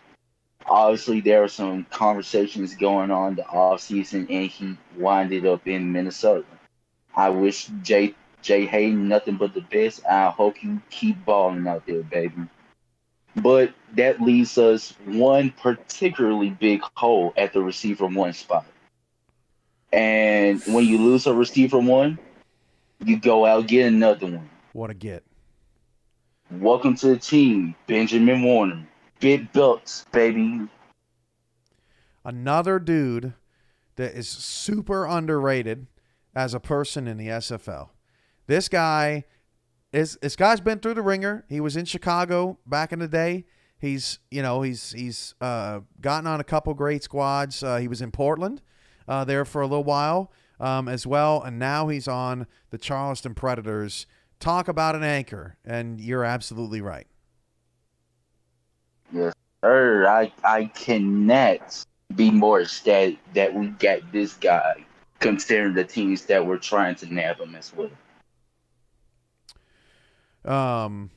Bob Funk says Ben Warner, another good guy. Nick Hoagland with the wow, as he and Saren Storm are leading that backfield along with yourself, Terrell, and a three-headed monster situation, which should be fun to see there in Charleston in actuality. Now that I think about it, I'm looking, okay, everybody kept their durability, and so hopefully the backfield's a little healthier this season, right? Because really, if Charleston would have just not been bitten by the injury bug last season, it could have been totally different. It would have been a much different story, especially with the offensive line that we're heading into this season. Trust me, there will be no doubts about our run game. All right, Terrell, do we have any other surprises? Benjamin Warner blew my socks off. Yes, sir. We got to kick it over to the defense. Ooh. Got to invest in the defense, baby. Defense builds championships, man. Unfortunately, Kevin Brackett was another former member of the Charleston Predators that decided to leave us this offseason. He just wanted to change the scenery, and again, I wish him as well the best of luck. I believe he landed in, where was it, Canton? Correct me if I'm wrong, Cam. Brackett, yes. Yes, Brackett, I believe so. Brackett. Yes. So, considering that we got Benjamin Warner for Portland, we decided to go back and double dip into the Portland bucket by getting his best buddy, Khalil Thomas, to be our number one outside linebacker. Dang, $1.5 million. Yes, sir. Wow. Gotta invest. Okay, I gotta go look back at some of these linebacker salaries. 1.678. Frank Smith leads the way, but not too far behind there for Khalil Thomas. Although Frank Smith's an inside linebacker at outside. Did you just break the internet? Outside linebacker, top contract. I'm into 1.4. I think he may be the highest paid outside linebacker in the league. Sir, worth every last penny. As you already know, Jack Brown should already be in the Hall of Fame right now. Geno McFly is arguably going to be the defensive rookie of the year, or at least at the very least in the top 3 in the pollings. So we decided to, of course, rock and reload our linebacking core and get an upgrade at outside linebacker. Honestly, Terrell, I'm kind of surprised watching around the league, considering you got all these backs, right? You got all these running backs getting paid all this money. I'm really surprised that I haven't seen more higher linebacker contracts. And Khalil Thomas now leads the SFL. And dude, the dude's going to be a monster. I'm excited. Khalil Thomas with Geno McFly and Jack Brown. That's a pretty good unit right there. Gonna be one of the best in the division. Just you wait and see, Cam. Just you wait and see. So 21.657. The contracts are off the page. See if I can scroll down and fit them all on there. Just barely. Give Eric Blueberry his love. Are we done for the evening? Do you have something else? You don't have anything else, do you? Cam. You can't have something else. You know, yes, we have something else, my good sir. So as you know, Jacob Clear retired this current off season, and that was to make way for another big splash at the defensive backfield. As you notice, there's been one major player in the secondary that has yet to unsign. And that big boy is Corey Minner. He's back. He's back. 1.67 million. Corey Menner leaves Butch behind. I don't even remember where Butch went now. It's been a long show. You know where Butch ended up? I believe he decided to go up north to Indy. Do y'all play Indy this season? I'm not entirely sure, but I hope his engine don't blow out. That's all I'm gonna say. Look it up. No Indy on the schedule. That's a huge bummer. But yeah, we'll get him. Yeah, Corey Menner's back at Charleston. Dang. Yes, sir. Going to be our cornerback number one in what should be one of the most physical defensive backfields in this entire league. Just look at it. 6'4", 6'4", 6'3". We got some tall, lanky boys in our secondary. And they're going to be hitting out there. That is going to be fun. $23.3 million. That leaves, and I think, let's see, 1, 2, 3, 6, 7, 11, 14, 17, 19, 22, 24 players with 1.6 and change left. Could you possibly have another? Wait, yes, I do. Are we talking under center? We ain't talking about under center yet. We gotta stay on the defense. Okay. We gotta stay on the defense. We decided to take another trip down to Houston, and this is where I get one of my sons, my Annapolis boys. I love him to death. And now he's coming in to be officially my assistant GM. Welcome to Charleston, J.W. Hartshorn. Nice. J.W. Hartshorn coming over. And Hartshorn, by the way, huge shout out to you. You mentioned that Fullerton came from Fort Worth, and you're absolutely right about that. I saw that earlier. Thank you for that. J.W. Hartshorn comes over. I'm surprised he didn't sign with Arizona because his first name has 2 letters. But J.W. Hartshorn, that gives you 6 defensive backs moving all over the field. Yeah, that's a nice pickup right there as well. Coming in, being our assistant GM, I cannot express how much of a help he's been with this transition to the new game. And honestly, this has got to be one of my favorite signings of this entire offseason. I know we got Khalil, we got Corey, we got Ben, but JW, he has something truly special about him. He is going to do big things in this league, not just on the field, but also off it in the office, baby. I just have to say one thing. What's that, Cam? Who's the quarterback? Ooh, baby. Do we know tonight who the quarterback is? Oh, we know tonight. We know tonight. What's going on? Is this the grand finale? This is the grand finale, Cam. Man, I can't wait for this. Bases loaded. We finna hit a home run, baby, out of the park. As y'all all know, Kentez Johnson unfortunately had some personal issues come up late into the during the playoffs, and he unfortunately has had to take time away from the league. I'm praying for you every day, bro. I hope things truly get better, and there will always be a spot for you in Charleston, bro, even if it's not under center. With that being said, this position has been nothing short of a priority for this team. This whole offseason, we have been scouring the league, looking for the next great Charleston quarterback. And ultimately, we decided we want someone that was going to be an active presence in the locker room, someone that was going to put their best foot forward and be the spitting image of what it means to be a Charleston Predator. Cam, I have a question for you. Shoot. Do you know how many lakes there are in the great state of South Carolina? How many lakes? I'm going to go with 12. 12. You were close. You were close. But as you know, it is actually 14, and now I was trying to pick a quarterback 15. number. Oh, I get it now. 15. Oh, John Lakeman. John Lakeman in the Lakeman Shuffle all the way south to South Carolina, baby.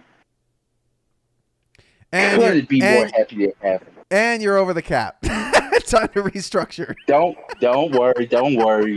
worry. We taking care of that behind closed doors. Zach Holder in the chat, and they're over the cap. Man, Lakeman was a late push, wasn't he? And you guys were able to score him. He was a extremely late push, as I will admit that we were part of the Scar Patterson sweepstakes. However, we did have to pull out early due to issues that I will not be getting into on this show out of respect for everyone involved. But next step up, we grabbed what should be the offensive rookie of the year. I don't know who else you give it to, Cam. Who else? I don't know, but Doug Day says take a little from Blueberry on the on the cap. Look, Blueberry's going to have to earn it in practice, man. I already told him. No, that's a big pickup. John Lakeman coming over from Queen City, late edition. It proves that not all the work in free agency is necessarily done, 2 months ago. There's stuff happening, and all days of the calendar, really, including, the weeks leading up to free agency. John Lakeman is your new quarterback in Charleston. That is going to be really interesting. The Lake Man has already made a name for himself with the Lake Man Shuffle with Mike Daggs and Gerald Smith and the Miners, giving him the title and having an incredible season in Queen City. I mean, he had some second halves where the games just got away from him, but he was pretty fantastic up there, despite not getting a win. And so this dude literally could get his first career SFL win in a Charleston Predator uniform, and that's got to feel pretty cool. Yes, sir. Week 1, baby, is coming. All right, Terrell, I would love to talk with you more. I really would. I got one more guest, and we have to go. But, man, great segment. Maybe the best segment of the whole day. You killed it. Great job in Charleston, and this is a great-looking team you got going. Appreciate you. One more message for the next incoming guest, TJ Harper. My good sir, how you like them apples? Thank you, Terrell, for joining the show. No problem, Cam. No problem. Oh man, that was epic. That was awesome. We're gonna get the transaction wire back. Wow, what a great way to boot it here. Now we've got some other signings that have come across outside of Charleston, good and restructured. Scott Powell at running back for Tulsa. Hey, that's pretty big. Powell is going to. Let's take a look at the real quick at the Tulsa Desperados here, full screen, to see what they got going on, because now they have 2 running backs too. Douglas Brown, 1.5. Scott Powell, 748,000. We're seeing a lot of teams now with multiple running back looks. It's an awesome thing to see. $5 super chat for Skippy Charleston trying to play top dog in Carolina. LOL. Jeff Banfield, $5 super chat. Thanks for a great show. Thank you, Jeff. I appreciate your support. It's been an exciting show so far. And let's get back to some of the other signings that we saw. We've got Telemax Scarborough for Indianapolis coming across. $982,000 at outside linebacker. And then Batsugalupi and John Martin have restructured their deals. So with that being said, let's bring on our final guest of the night. That is TJ Harper. He's going to talk some Seattle Nemesis and wrap up the day with me on this show. Got off to a little bit of a slow start, but we really picked things up down the stretch of the program. And sometimes, when you're we missed TJ Harper. Hopefully we'll get him back here pretty soon. My mistake. We did have a last-minute change on the program. I'm a fool. It was not TJ Harper. I've totally forgotten. It was Doug Day. He's going to give me crap about that when he gets on, and Doug Day's going to talk to us Seattle Nemesis football and take the show for us. Doug, I knew it was you the whole time. What's up, SFL? What's going on, Doug? Oh, just sitting here.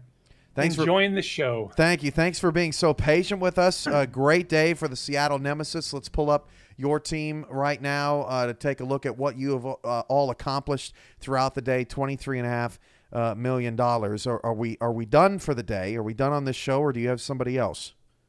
No, we're done for the show. Good. We got a couple of guys I'm that exhausted. are still. We got a couple guys that are still dragging in, but we're pretty excited about the way we're looking. We got a few holes to fill in the draft, but we're pretty excited about that. Getting a defensive end with the first pick of the draft is going to be so huge. We're just over the moon. Atomic, stay tuned. I'll get you before the show, all right? Thanks for the super chat. We'll get back to it. So Fox Highwind joins the team. You got 5 wide receiver look. You move Batsugalupi over to receiver.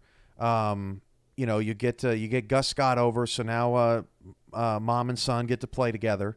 Pauly Truth is back. You've got some great dudes on defense, Sabo Kanan, Aaron Gooden. You're getting all these dudes. Like I know as a guy that loves personnel, this is probably your favorite time of year. But this offseason and what you guys have been able to accomplish had to have been at another level. Well, it's kind of special for me because a lot of these guys that we just brought in, Matthias and Aaron and Sabo and Bryant James and, Amar Bryant from last season, I've dealt with these guys in the minor leagues. So building a camaraderie with these guys, and when you get to that point and you have an opening, they just want to come. So go ahead.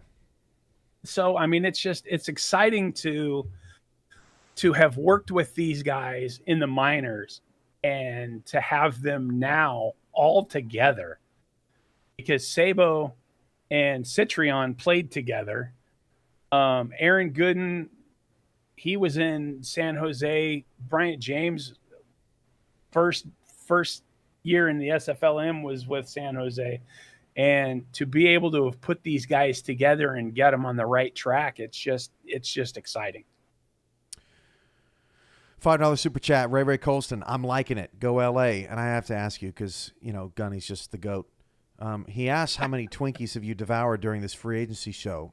But as a follow-up to that, I want to ask, is it just a bit? When was the last time you actually ate a Twinkie? It's been a while. It's been probably... I didn't think you were going to say that. Well, here's the deal. It's really hard for me to go to Walmart and spend like $5 on a box of Twinkies now. So, my weight's getting a little bit better because I'm not shoving Twinkies in my face, but I'm not going cold Twinkie. So I won't throw any at you at the convention. I've done that enough. Oh no, feel free. But no, it's been such an awesome free agency period. Huge shout out to the SFL community. Over 100 viewers for 3 straight hours. Who else is doing that in this? Where is that happening? Nowhere, right? We appreciate every single one of you. A lot of YouTube creators and all this, content people, they take it for granted, and I appreciate every single last one of you guys for being here all day long, especially after the delays from yesterday and bouncing back with me today. It's been well worth the wait. Phenomenal show. And thank you, Doug, for wrapping up the show with me, because we've only got about 4 minutes left. I want to get your thoughts on what you've seen around the league, because you are an SFL fanatic. I'm going to ask you the same question I asked Ross. What signing made your jaw hit the floor, and what signing were you most impressed by? Skip with the $5 super chat. Doug Day exposed. More breaking news at 11. Well, I think I'm with a lot of the other ones on this about that Scott Johnson to Portland as a wide receiver. I mean, it's like, wow. I mean, if he were to go as a running back, okay, yeah, two running backs, but to move him over to wide receiver, the biggest one I was excited for, and I was kind of bummed because I talked to this guy over the last week and just kind of, how you doing? You got any bites? And for Scar Patterson to land where he did, I'm excited. Yeah. For him to be an all-star and to miss out on a season would have been, criminal. But, those guys over in Canton, they scored a big one with that guy. $4.99 super chat, Jay Ballmer. I get to play against DC and the Atlantic Division. Keep an eye out for an article dropping this week from yours truly on some of the top matchups between free agents and top storylines that have now come out after the free agency period on the schedule that was released a couple of weeks ago. So we'll be dropping some of that more juicy matchups, now on the schedule. Scott Powell says season 21 is going to be insane. First season in about a year. Doug, any last words on what Seattle's done, what the league has done, anything like that today before we round out the show? As I watched the show, I saw, a lot of big reactions of people being signed and this and that. But a lot of our signings were not as big. But we're just going to show you on the field what we're going to do this year. I did see 2 signings that I was kind of happy about. David Gears and Scott Powell. They had tumultuous career with Seattle, with not being able to be active and keeping up with the progressions and stuff like that. But to see them sign with other teams is awesome. I'm glad they're back. So great shout out there, Doug. Yeah, sometimes and look, that's what the SFL, that's what the new SFL system is all about. Mm-hmm. It's about being here, being active, being subscribed. If you're a customer of the league, then if you got stuff going on, we got you, right? You're still going to get your 10,000. Mm-hmm. You're still going to be on a roster. And so that was important to us when we made that adjustment to the system. And so you're absolutely right. A guy like Scott Powell, and you mentioned one other, Doug? David Gears. David Gears. Guys like that may have had their struggles previously. Teams can look at him differently now as somebody that they can, that they can rely on. So that's really great as well. Yep. So great pointing that out, Doug. Doug, I appreciate you hanging out with me, even though it was shorter than normal. Little visit between you and I, but it was great having you on the show. Thanks for filling in for TJ after the show postponement, and good luck to Seattle this season. Thanks, Cam. Awesome to have Doug on. Okay, 2 more items of business. We're going to get to Atomics Atlanta's Super Chat, and we're going to get to some other signings that just came across the wire here towards the end of the show. Jacksonville, 2 more, or John Patrick Levine at strong safety. Jim Copeland also restructured $1.328 million. Ryan Davis has signed in Portland at wide receiver, $635,000. And James Matthew Jr., somehow is a 1.20. We'll see what that's all about. I didn't get a chance to get to Queen City's build, so we're going to do that as well. Los Angeles and then Atlanta as well, as that came across the super chat wire from Atomic. Thank you for the $4.99 super chat. Here's what Atlanta did. They were very quiet today. Atlanta continues to build their team. They typically have high retention. No BDG Hollywood or Boot Chisholm coming across the wire yet, but right now a solid 15 players in Atlanta. I would expect to see a little bit more as we get closer to the draft. 16 million is where Atlanta sits. Now Los Angeles, who's gotten a couple of great free agent signings coming across the board. From London, $24.5 million against the cap. They are stacked 3, 6, 9, 12, 15, 18, 21, 23. 23 players they are at their mark, and they filled their roster today. Terrence Weary and Selwyn Lane, among others, the final pieces to Los Angeles' puzzle. And then Queen City continues to build. The Queen City Corsairs, winless last season, already up to 16.328 in cap. They've got 2 backs in the backfield, Jet Zero, Tony Zoma. They're both highly paid. They're both splitting time. They're going to go potentially with a split back, get them all in the field all the time. This year, of course, Zoma he's kind of bounced around the league. He was a wide receiver. Now he's going to running back. So really interesting stuff there from Queen City. Ted Haynes, Greg Gaines, pretty nice secondary. Brendan Ewing comes over from London. So yeah, a lot of interesting things happening there for Queen City. Nice job bouncing back. The Corsairs currently at 10, 13, 16, 17 players. Queen City doing a good job bouncing back over there. That's a big story out of this day as well. Okay, so final look at things. Bryant James has restructured in Seattle, 1.197, and that about wraps it up. Let me make sure that I did not miss anything. Anything going on? Nope, I did not miss anything going on. Thank you, everyone, for participating in the show tonight. Great re-signings. It was great having y'all along for the ride today, and it was great to finally get a show out after some hiccups yesterday. The Simulation Football League, hashtag football for everyone. We are back and better than ever. July 28th is when we start season 21 and our first on the SFL modded 4K23. For all of us at the SFL, I'm Cameron Irvine. This has been our presentation, and we'll see you on the other side of things. Thanks, everyone, for being here on the show.